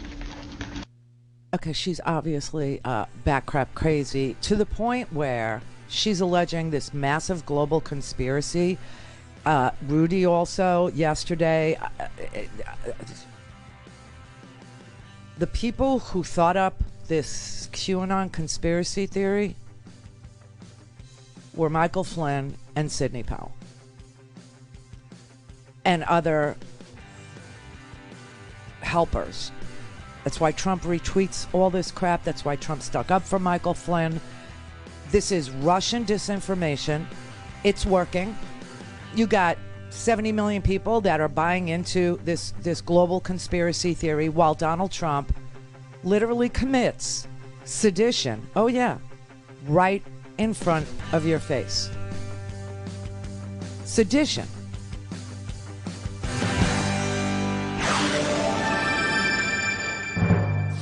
All things Randi at RandiRhodes.com. Go for launch. Speaking truth to power, the Randi Rhodes Show.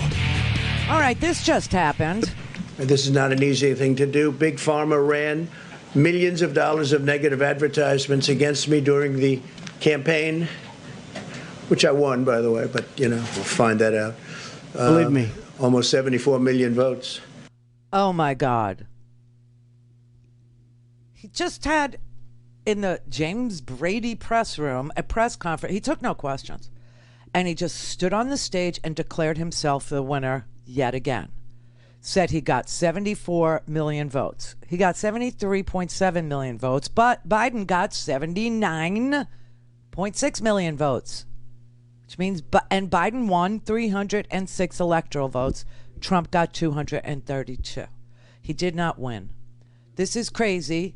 This is real lunacy, but it's also the president of the United States. And this means that what the president is doing is on purpose giving false information, giving speeches that are meant to disturb the tranquility of the United States. That is what he is doing on purpose. And that is the definition, look it up, of sedition. Sedition is a movement that, without an overt act like attacking inside the United States or bombing something or, killing people, it is an attempt that is made through meetings or speeches or publications meant to disturb the tranquility of the state. That's why I've always believed propaganda was illegal in the United States if it was meant to disturb the tranquility of the state with false and damaging information. But it's not something that we ever enforce or haven't enforced in all these years, since Donald Trump became Donald Trump and started birtherism and started saying Muslims were terrorists and a Muslim ban and that Mexicans were raping. Nobody actually, pressed him with the sedition charge, and he needs to be pressed on the sedition charge. The man has to stand. He has to stand for trial on the charge of sedition. And I don't know that Joe Biden is going to allow that. I don't know that he'll disallow it. But that is where we are. This is what has to be done in order that it never happens again. You had the most bizarre, dangerous press conference yesterday at the Republican National Committee's headquarters that featured 3 lawyers who lied to the American people in order to disrupt the tranquility of the United States, in order to create a conspiracy theory in the minds of Americans that says that they were violated somehow, that their votes, were flipped, or their votes weren't counted, or what. I mean, they keep changing their story over and over and over again. There are 3 iterations of the lawsuit in Pennsylvania. Every team of lawyers who has worked on any of these cases that were brought by Donald Trump's campaign have resigned, withdrawn, removed their names from all the filings, withdrawn the filings themselves, and all that's left is Rudy Giuliani, Sidney Powell, and Jenna Ellis. That is where we are in America. 3 people that are willing to disturb the tranquility of the United States and the faith that people have in free and fair elections in the United States.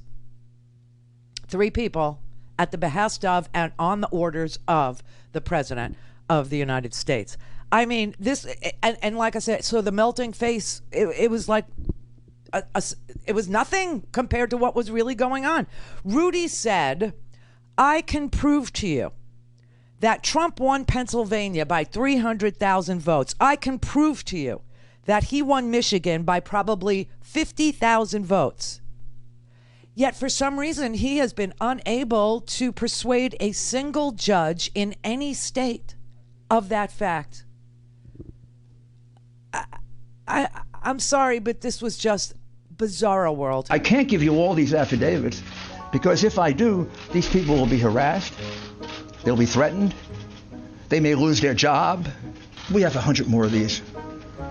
I can't show them to you because those people don't want to be harassed. They don't want to have their lives torn apart by the goons on the other side. I think the logical conclusion is this is a common plan, a common scheme. It comes right directly from the Democrat Party, and it comes from the candidate. What we are really dealing with here and uncovering more by the day is the massive influence of communist money through Venezuela, Cuba, and likely China in the interference with our elections here in the United States. The Dominion voting systems, the Smartmatic technology software, and the software that goes in other computerized voting systems here as well, not just Dominion, were created in Venezuela at the direction of Hugo Chavez. It can set and run an algorithm that probably ran all over the country to take a certain percentage of votes from President Trump and flip them to President Biden, which we might never have uncovered had the votes for President Trump not been so overwhelming in so many of these states that it broke the algorithm that had been plugged into the system. And that's what caused them to have to shut down in the states they shut down in. That's when they came in the back door with all the mail-in ballots. This is an opening statement. This is something where we have told you what the evidence will show, and we have given you a brief description. That happens in a courtroom all the time, where that's not the fact-finding process. That is just an overview. I know this is a lot of information that we've given you. Look at him. Probably because we're frustrated with what we keep reading and hearing in the censored press, which is that we have no evidence, we have no specifics, we have no backup of what we're saying, and you largely ignore the affidavits that are filed. Whether you agree or disagree with an affidavit, it's evidence. If I were the government, like I used to be, they'd probably be a lot of people arrested by now. Okay, so that right there is sedition. It truly is. It is meant to disturb the peace and tranquility of this country by sowing, wild conspiracy theories that he has never proven or listen, all the filings that they've made, no filings contain any attached affidavits. None of the filings have any evidence whatsoever. There is zero evidence to support anything. And when Rudy's in court and the judge asked him, and we have that on tape too, are you alleging fraud with any specificity? Because are you alleging fraud? No, this isn't a fraud case. No, we're not. There are no affidavits. There are none. The one affidavit they keep referring, that person testified in another case and the judge ruled it as hearsay. It's like somebody said, somebody told me that they saw something. That was it. That's the affidavit. There's no there. Call in, connect. Connect. To speak to Randi, call 561-270-3844. 561-270-3844. President Trump, in an extraordinary move, is set to host Republican state lawmakers from Michigan that he invited to the White House. The Trump campaign is focused on Michigan as it seeks to stop the state from certifying the count, where Biden leads by more than 150,000 votes. We won Michigan. It's going to be certified. When asked, Biden denounced the president's actions as outrageous. It's hard to fathom how this man thinks. He will go down in history as being one of the most irresponsible presidents in American history. The Trump campaign has openly floated the idea of trying to get Republican-controlled state legislatures to appoint pro-Trump electors who would go against the will of the voters. But Michigan's top Republican lawmaker has said any effort to overturn the state's election results is not going to happen. A message backed up by the state's governor. We've had a free, fair, and secure election. We need to respect the will of the people, and we need to certify these results. Still, the president has personally tried to intervene, calling 2 GOP canvassing board members who reluctantly certified results for Biden in Michigan's largest county that includes Detroit. The next day, the 2 board members tried to rescind that certification, but state officials said it would stand. One of the board members telling NBC News the president did not urge her to change her vote. All of it as President Trump's attorney, Rudy Giuliani, in a bizarre news conference, baselessly alleged an unproven nationwide conspiracy of voter fraud in large Democratic cities. I know crimes. I can smell them. You don't have to smell this one. I can prove it to you 18 different ways. But there's no evidence of widespread voter fraud, and Giuliani, visibly sweating, provided no verified proof. The answer is I can't do it because I can't put a witness's life in jeopardy. Overnight, Republican Senators Mitt Romney and Ben Sasse both distressed, releasing statements. Romney writing, "It's difficult to imagine a worse, more undemocratic action by a sitting American president." Sasse also pointing out that the Trump legal team has not alleged fraud in courts because there are legal consequences for lying to judges.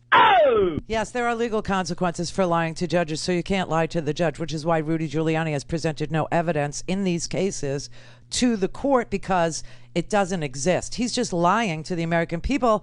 And last I checked, there's no law that says you can't lie to the American people, but we do have a law called a sedition law that says that if you give speeches or if you have meetings or you start to publish things that are disturbing or shaking America's faith in its own government, it's not treason, it's sedition is what it is.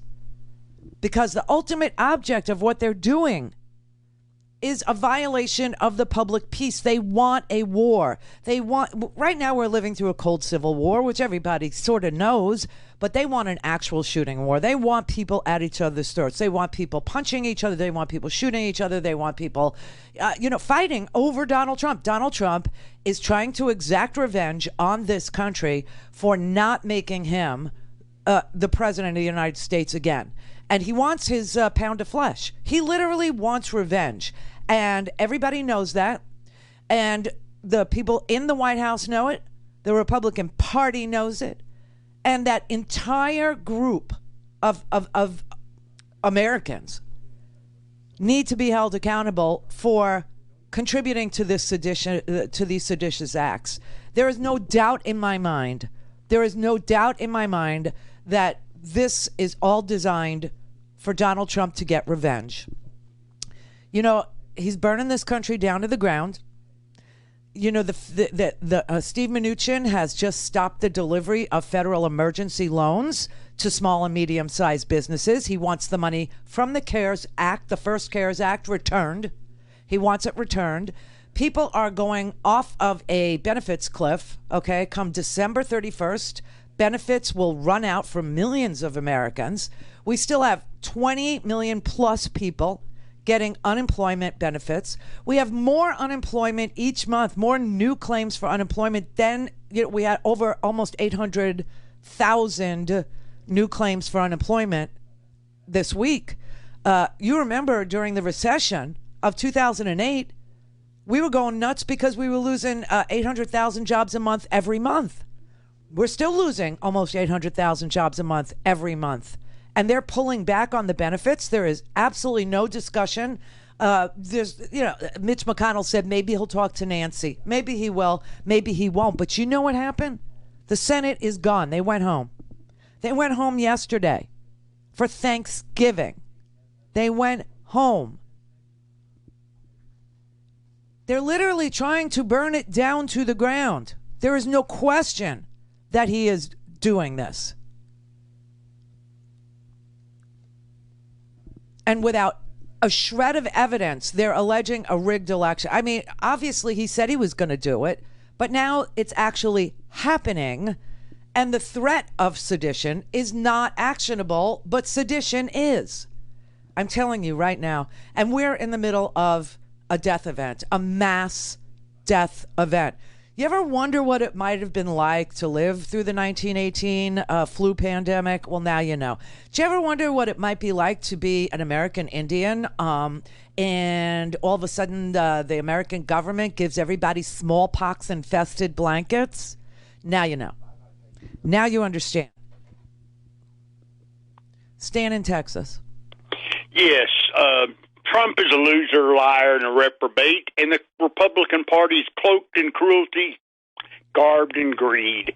When I voted here in Texas in the public voting place, all the people that were told to take off campaign regalia were Trumpletites.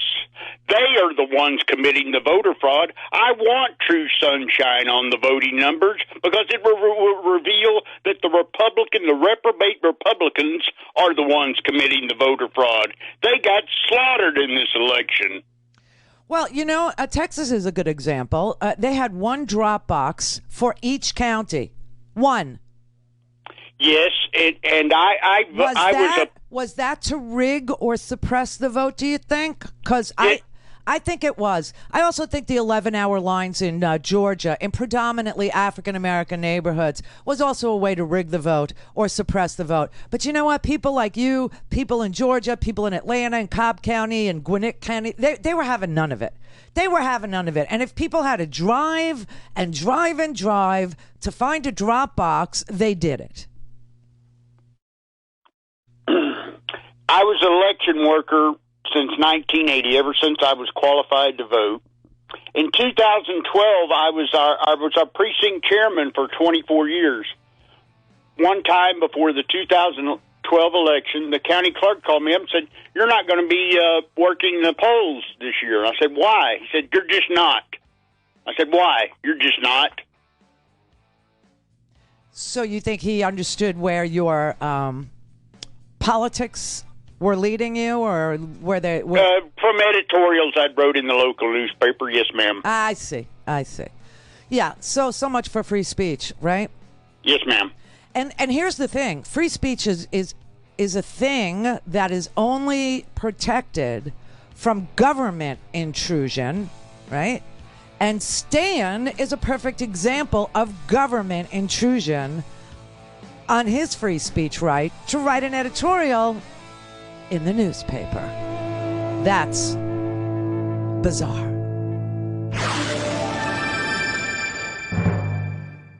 This is the Randi Rhodes Show. To speak with Randi, dial 561-270-3844. That's 561-270-3844.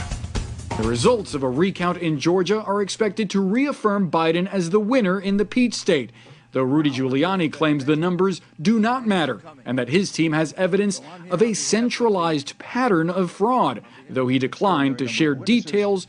And what emerged very quickly is there's not a singular voter fraud in one state. This pattern repeats itself in a number of states. But in Pennsylvania, the Trump campaign's lawsuit currently does not allege any fraud, and Giuliani himself admitted it in court. So the amended complaint, does the amended complaint plead fraud with particularity? No, Your Honor. And it doesn't plead fraud. Adding to the circus, one of Trump's legal advisors, Jenna Ellis, also facing scrutiny after CNN's K-File discovered she made disparaging remarks about the president in 2016, calling him an idiot, un-American, and not trustworthy. Why should we rest our highest office in America on a man who fundamentally goes back and forth and really cannot be trusted to be consistent or accurate in anything that he says. Oh! Yeah. You know, it just depends on who's paying her, right? Who's paying her. Now, here's the thing. I keep on telling you, lawyers lie until they get to court. You can't lie to a court. It's sanctionable. You could lose your law license. There's a whole lot of things that could happen to you. And that's why there's been no evidence presented in the court, because there is no evidence to present in the court, truthfully. There just isn't. So what they're doing is literally exciting disaffection for our Constitution. They are literally inciting hatred. They're inciting contempt of the state officials and the poll workers and everybody that busted their behinds for 12-hour shifts and 16-hour shifts in the midst of a pandemic to count our ballots openly and fairly. Okay? They had to admit in court that there were election observers from all sides. Listen, the election poll workers, the actual poll workers in Michigan, they'll tell you what happened there. Shame on you. Shame on you for leading to this level of corruption. You have disavowed your right to even sit in the seats that you occupy.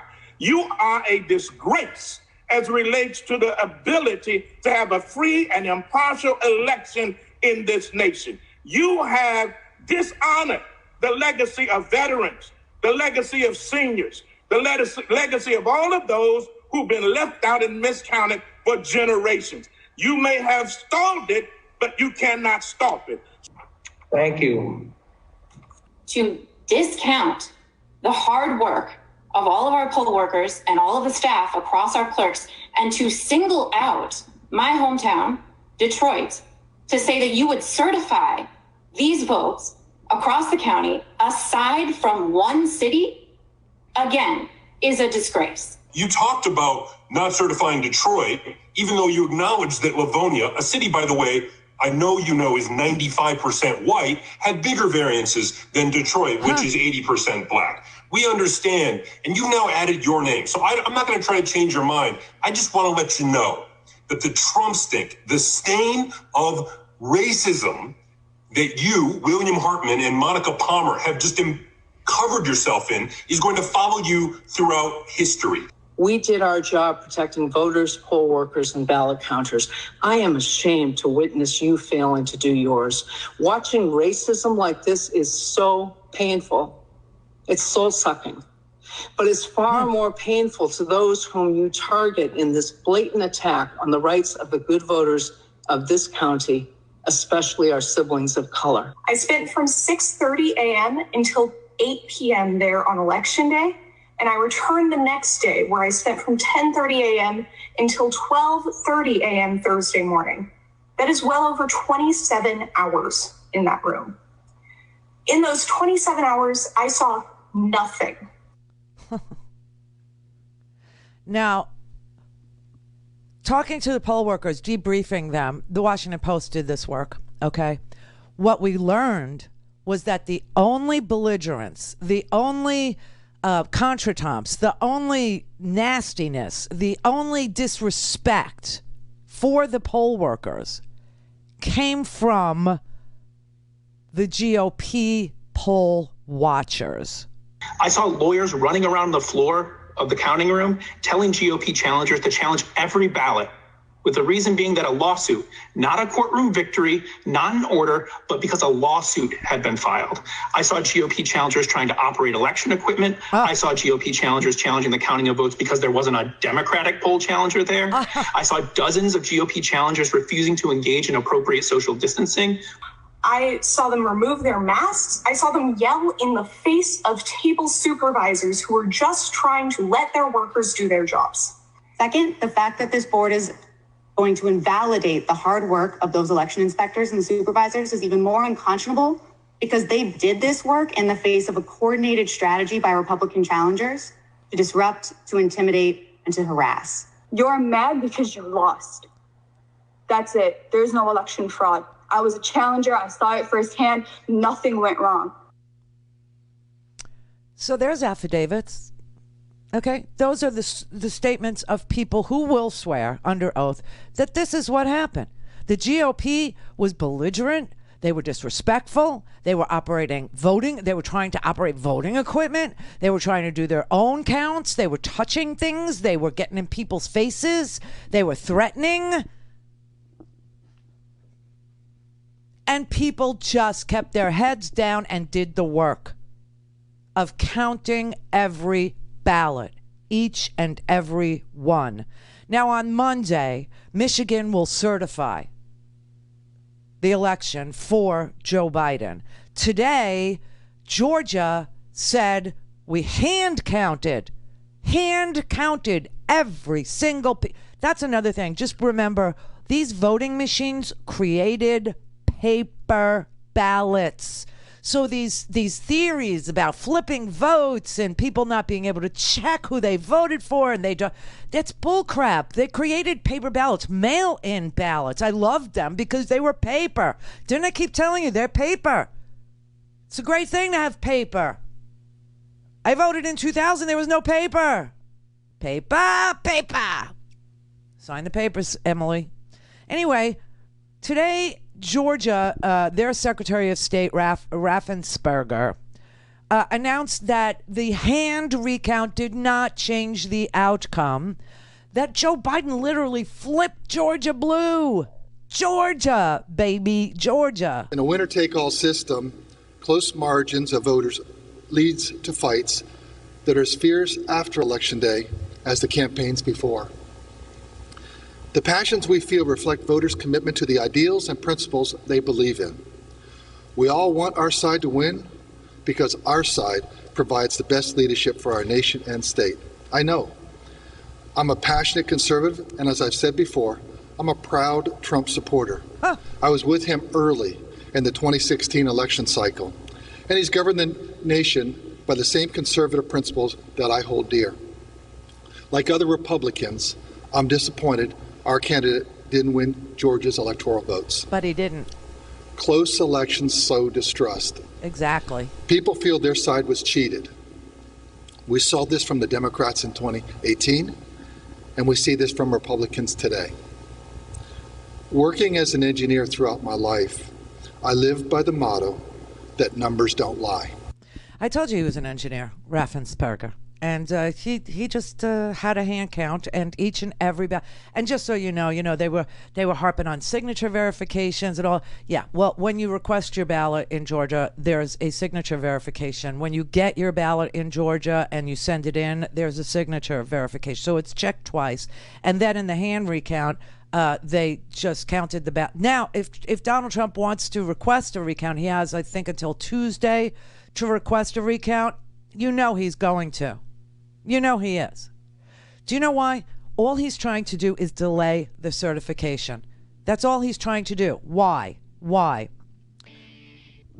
Let me give you the schedule of things that are about to happen. So today in Georgia, Raffensperger, the Secretary of State, said the hand recount changed absolutely nothing. Biden won. Tonight at 5 o'clock Eastern time, the governor of Georgia and Raffensperger, the Secretary of State, they will certify the hand recount. Okay, they will declare Georgia is done, it's counted, and Biden won by 12,000 votes, but he won. Monday, Michigan will certify. Monday, Pennsylvania will certify. Tuesday, Minnesota, Nevada, and North Carolina will certify. I just want you to know that because there will be no way forward for Donald. There is not a way to win now that Georgia's out. So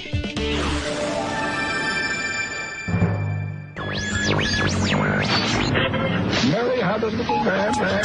The false.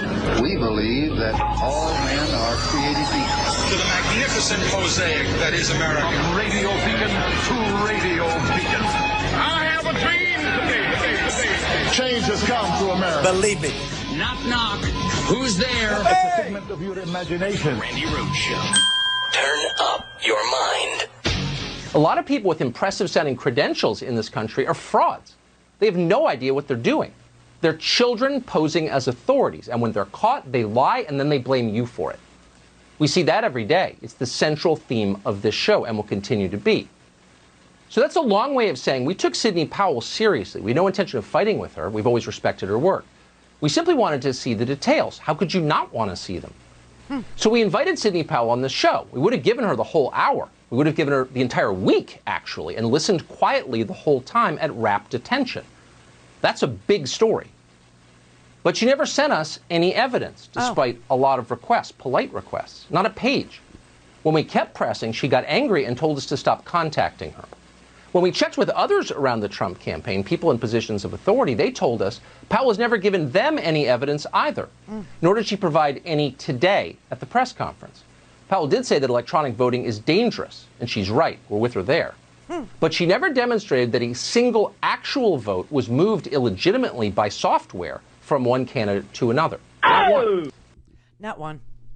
They lost Tucker Carlson, okay, because this is sedition. That is what is going on. They are trying to excite people into having so much contempt and hatred for the American system of democracy that they will try and overthrow it.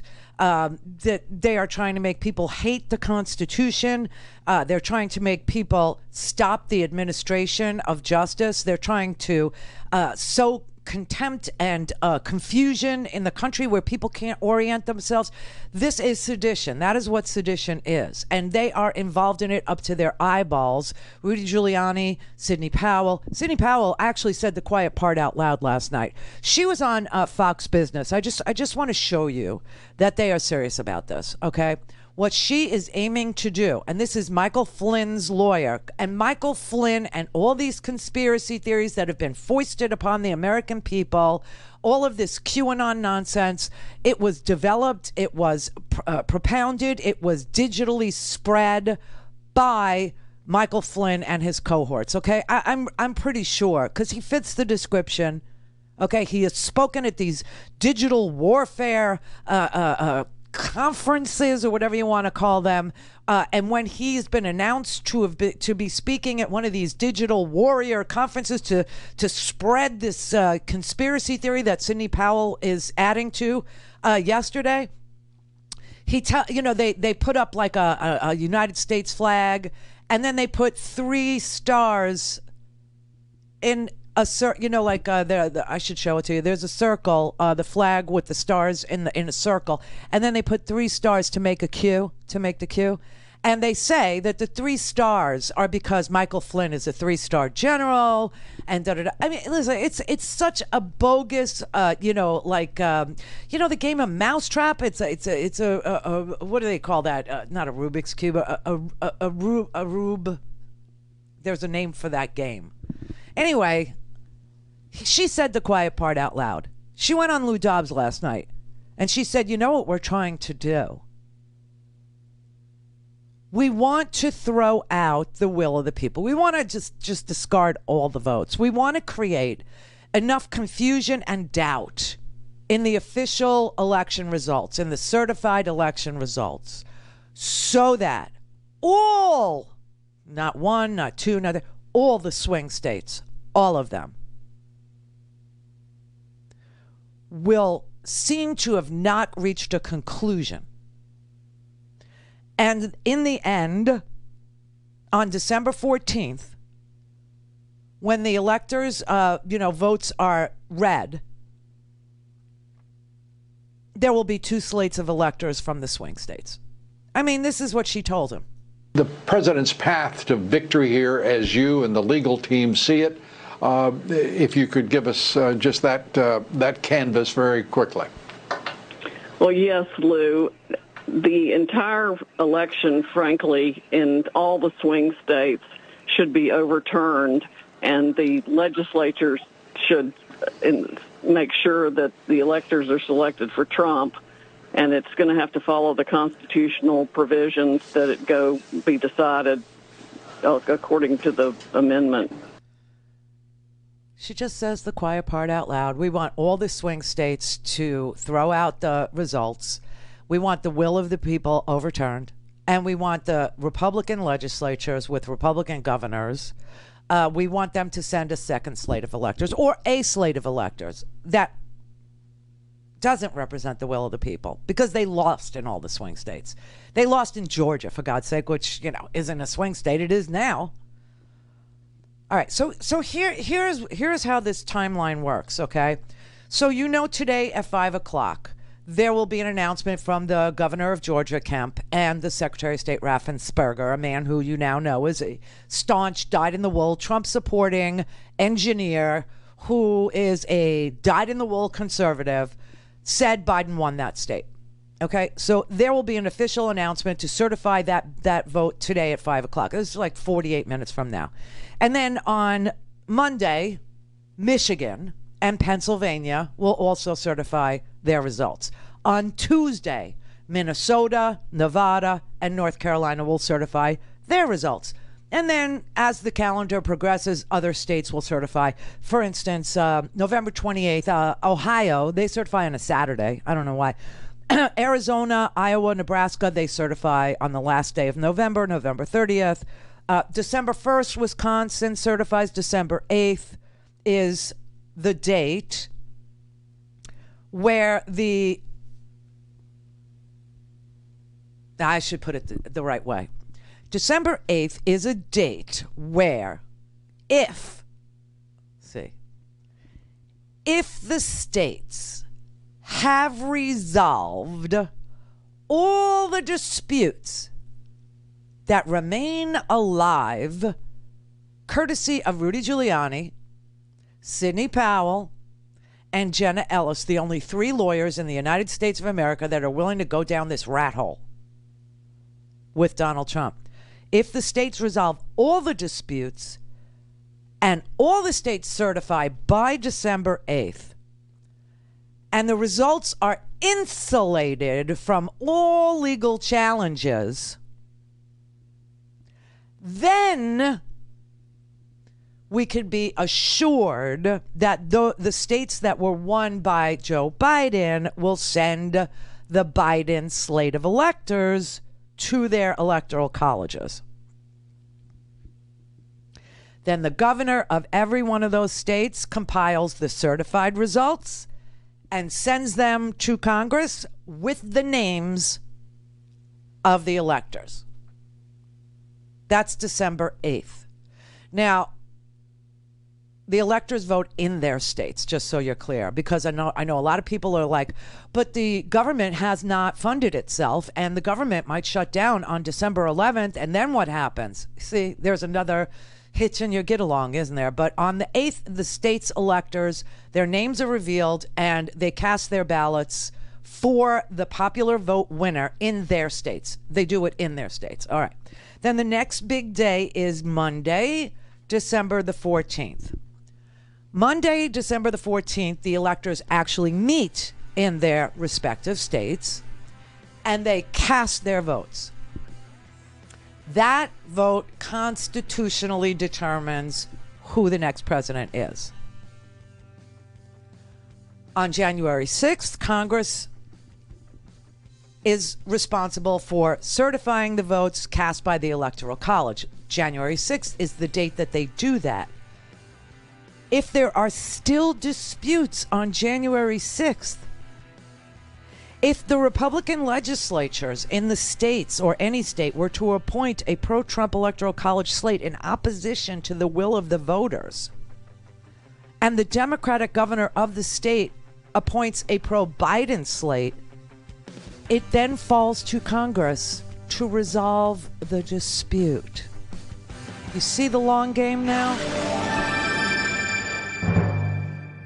All things Randi at RandiRhodes.com. Go for launch. Speaking truth to power, the Randi Rhodes Show.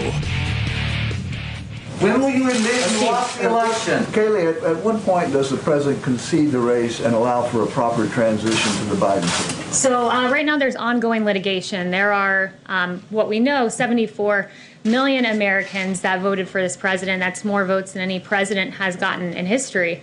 It's really extraordinary. And there are very real claims out there that the campaign is pursuing. 234 pages of affidavits publicly available in one county alone. That's Wayne County, and 2 individuals on the canvassing board there that have declined to certify. So these are real claims. These individuals deserve to be heard. Okay, there are so many lies in there. First of all, there are no public affidavits. Michigan, the case in Michigan has been withdrawn. It was withdrawn by Rudy Giuliani for lack of proof.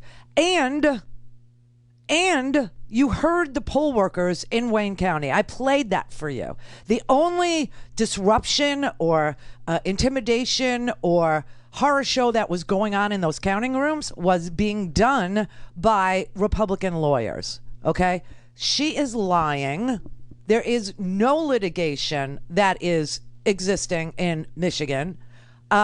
She mischaracterizes, there are 74 million votes for Donald Trump. That's the most in the history of the United States for any president. Yeah, except for Joe Biden, who got 80 million votes. You see how that works out. It's called math. But this is why she's doing it. She's keeping the disputes alive in the minds of Americans and keeping the idea that they have been violated, that something was stolen from them in order to create hatred in this country, in order to endanger the Constitution of this nation, in order to endanger democracy itself, the peaceful transition of power, which is the first necessary element in a successful democracy, so much so that George Washington understood that and didn't run for a second term to show the peaceful transfer of power. Thank you, everyone, for the very good and substantive questions today. Do you understand that you lost? I don't call an activist. I'm not an activist, and you've been taking questions since October 1st, and you just took about 5, Haley. That's not doing your job. Your taxpayer-funded job. You're not doing your job. Your taxpayer. And what is meant by that? She is acting as a campaign surrogate. She is not acting as the United States press secretary, okay? She is acting as a campaign surrogate and not answering the questions of the media, which would be, what lawsuit is still active in Michigan? What lawsuit is still active in Georgia? When is the president going to concede that he lost this election? Why are you still lying about the most votes going to Trump in the history of the United States? The most votes in the history of the United States went to Joe Biden. Went to Joe Biden. That is just a fact. That is just a fact. Yesterday, Mike Pence, he also did a hit and run. Okay, he was at the podium. He, did a dog and pony show about we'll get through coronavirus together. Okay, no national strategy was laid out. You did hear warnings from Birx. You did hear warnings from Fauci. Birx handled, don't travel. Fauci handled, listen, help is on the way. The cavalry is coming. Keep yourself safe during these next couple of months. We're peaking. The deaths are insane. We have 80,000 people in the hospital. We have, yesterday, 2,000 people died in a day. One day. 2,000 people died in a day. This is increasing exponentially, okay? The numbers are rising. They're saying by December 18th, we'll see 2,300 people dying in a day. And then they think 2,500 will die every day in January, okay? And they're saying that by March, we will see more deaths in this country than we saw in all of World War II. Now, Hitler was trying to kill Americans, and we will surpass the amount of death that Hitler was able to exact upon Americans. I mean, 471,000, they're saying. That's an increase of 30,000 from the last projection that we got. Today, over 80,000 people, almost 81,000 people are hospitalized in the hospital for COVID. And yesterday, 187,800 Americans were first diagnosed with COVID in one day. in one day. So he had a press briefing and wouldn't answer any questions. Thank you all. Are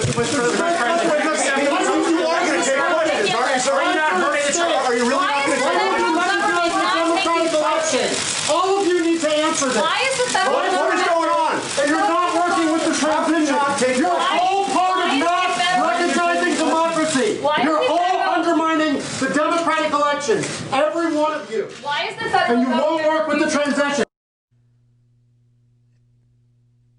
I've never seen the press corps this agitated. I mean, really, I never have. I wish that they would have been this agitated many, many, many times. Like before we went to war.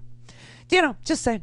But people who know the facts, who document the facts, who look at this pile of binders, they read the binders. There's nothing in the binders. There are no affidavits in the binders.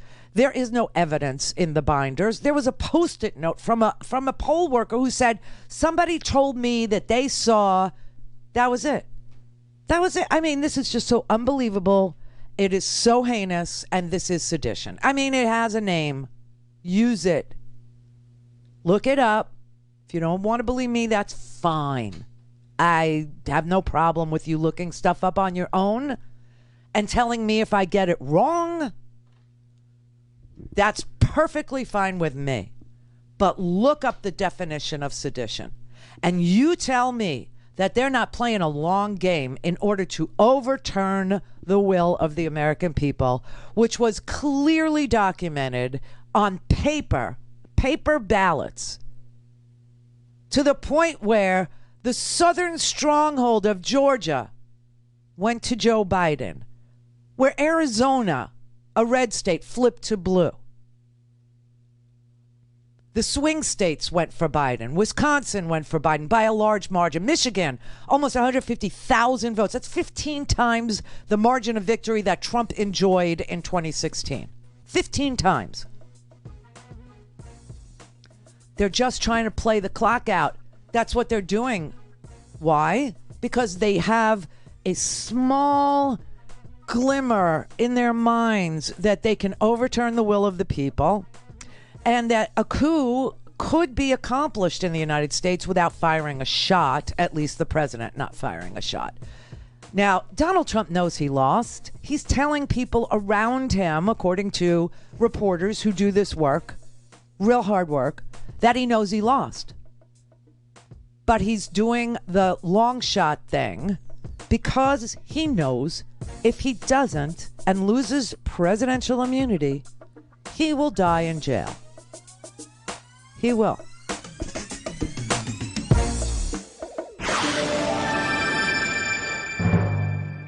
Call in, connect. To speak to Randi, call 561-270-3844. 561-270-3844.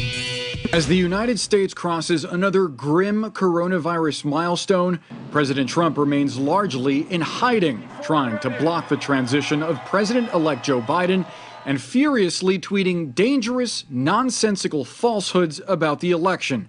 In an unprecedented move, Trump is getting personally involved in certifying election results in Michigan. He called the two Republicans on the Wayne County Board of Canvassers who initially objected to declaring Joe Biden the winner there, but both eventually voted to certify Biden as the winner. Now, a source confirms to CNN that both say they want to rescind their votes, though it's legally too late. That source also telling CNN President Trump has invited Michigan GOP lawmakers to the White House as part of his effort to interfere in the results of the election.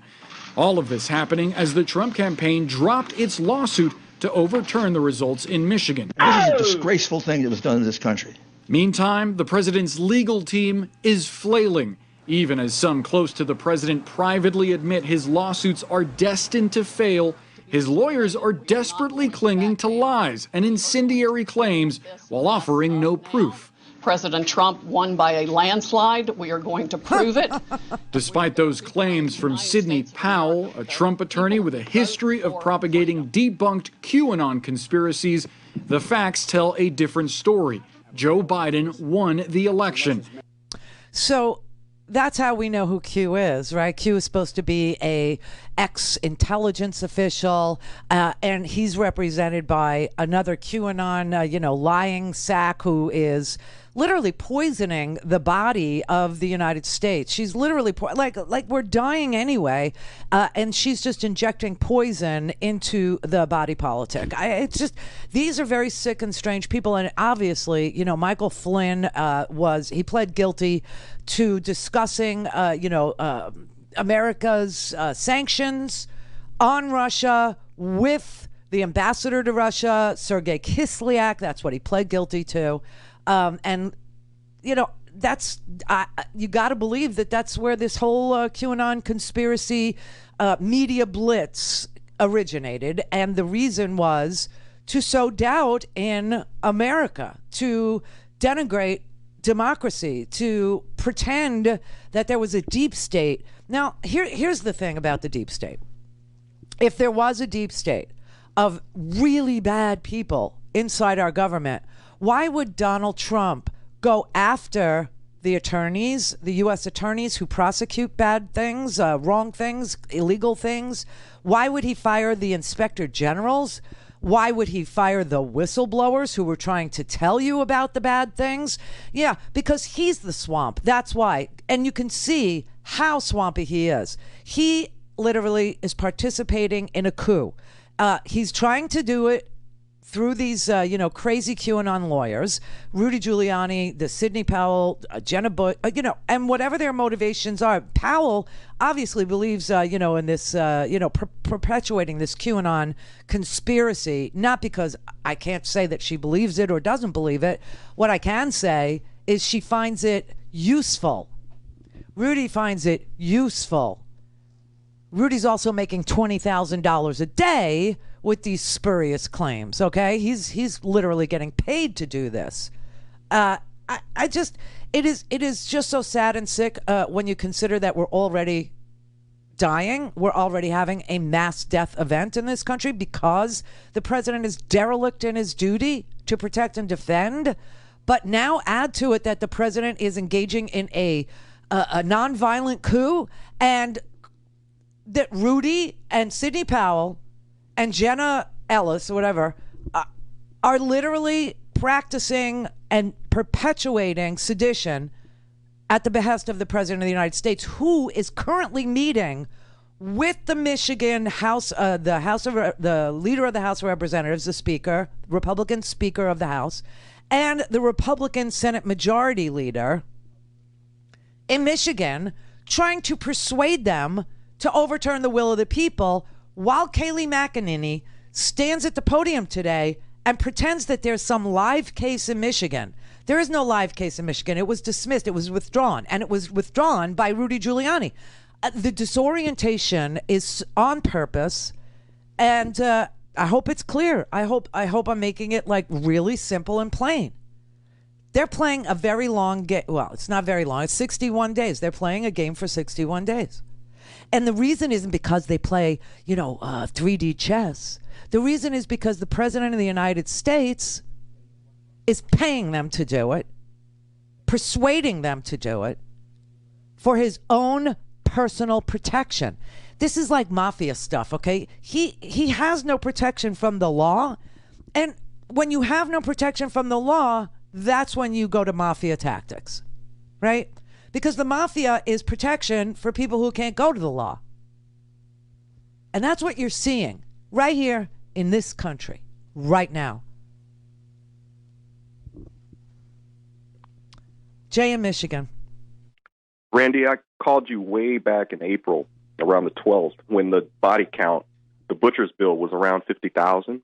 Yeah. And I told you then, I said, is it going to be any easier to continue to pay respect to this Department of Justice memo that says you can't indict a sitting president when the butcher's bill comes over $250,000? And now we're at $250,000, and we're pushing past $250,000. No, we're past.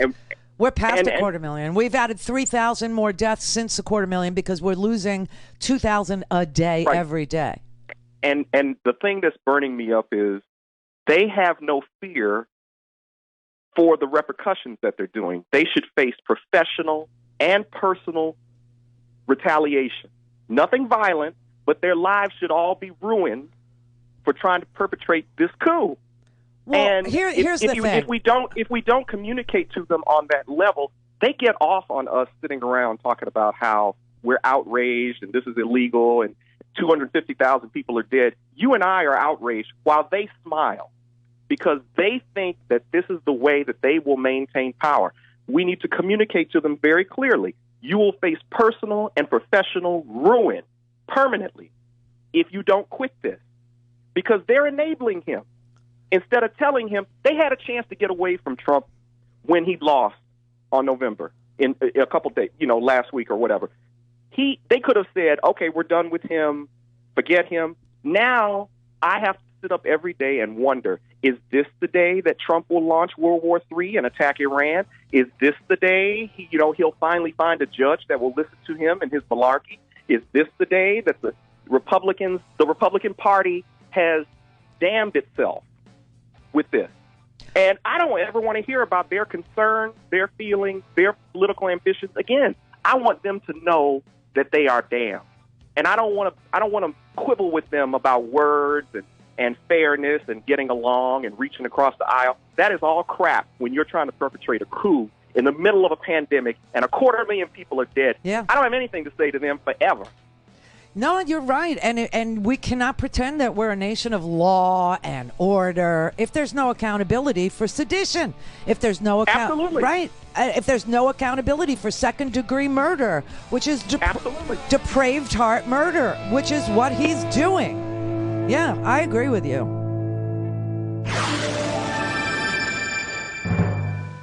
This is the Randi Rhodes Show. To speak with Randi, dial 561-270-3844. That's 561-270-3844. Washington is full of Republicans with big egos and bigger ambitions. Remember them: Rubio, Cruz, Hawley, Cotton, Lee, Haley. Soon they'll all be running for president.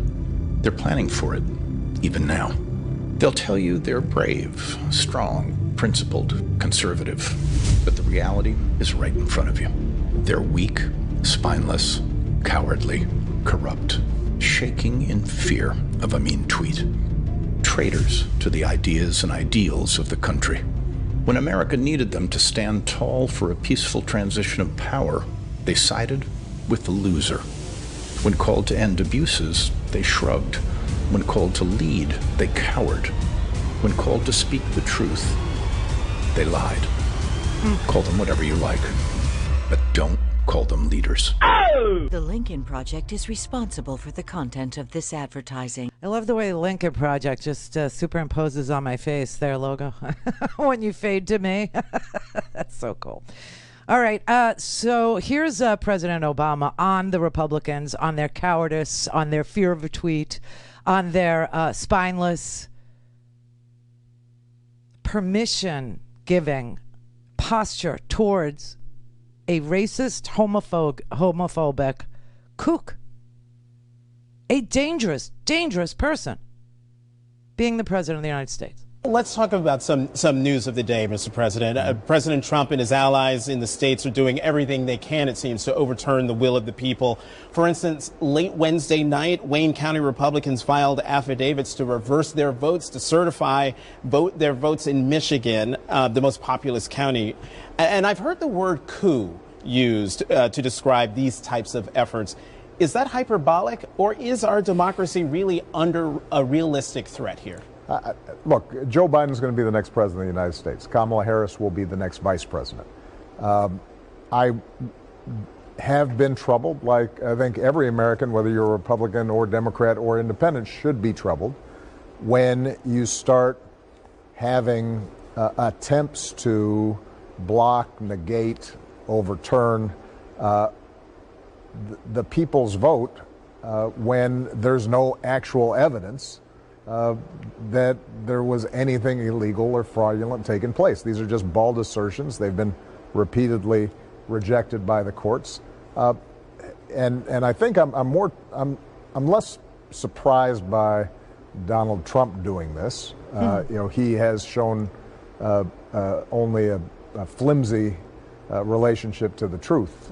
I'm more troubled that you're seeing a lot of Republican officials go along with it, not because they actually believe it, but because they feel intimidated by it. And the degree to which you've seen some news outlets that cater to the right and the conservative viewpoint somehow try to prop up these bogus claims. That's very diplomatic. The word coup was put on the table by Jonathan Capehart, and Barack Obama immediately, I mean, without missing a beat, said Joe Biden will be the president of the United States. Kamala Harris will be the vice president of the United States. But he knows, and he was sorting through as a constitutional lawyer. That's what Obama was. Okay? He is literally processing what the right words to say to the American people at this moment might sound like to keep people calm. To keep people calm.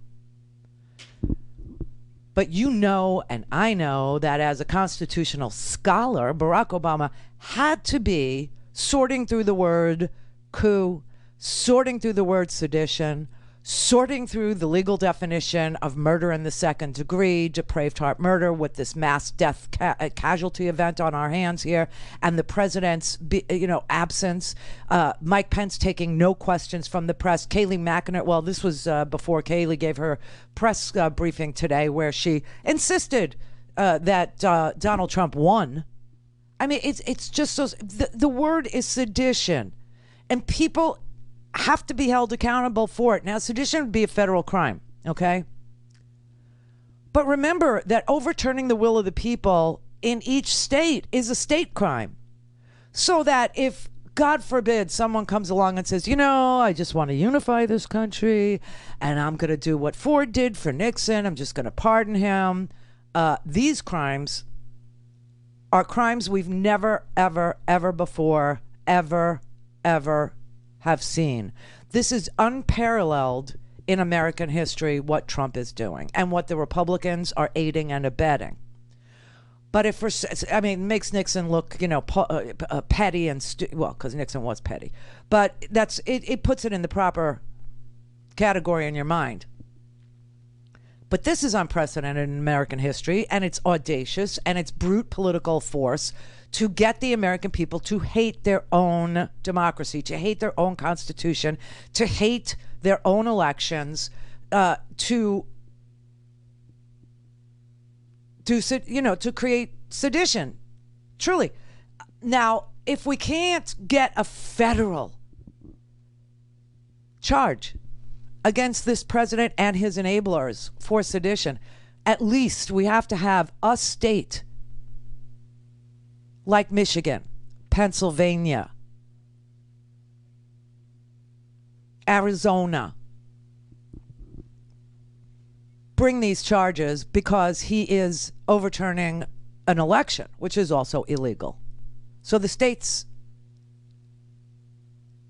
could do it too. And as you know, any pardon that Donald Trump might receive, God forbid.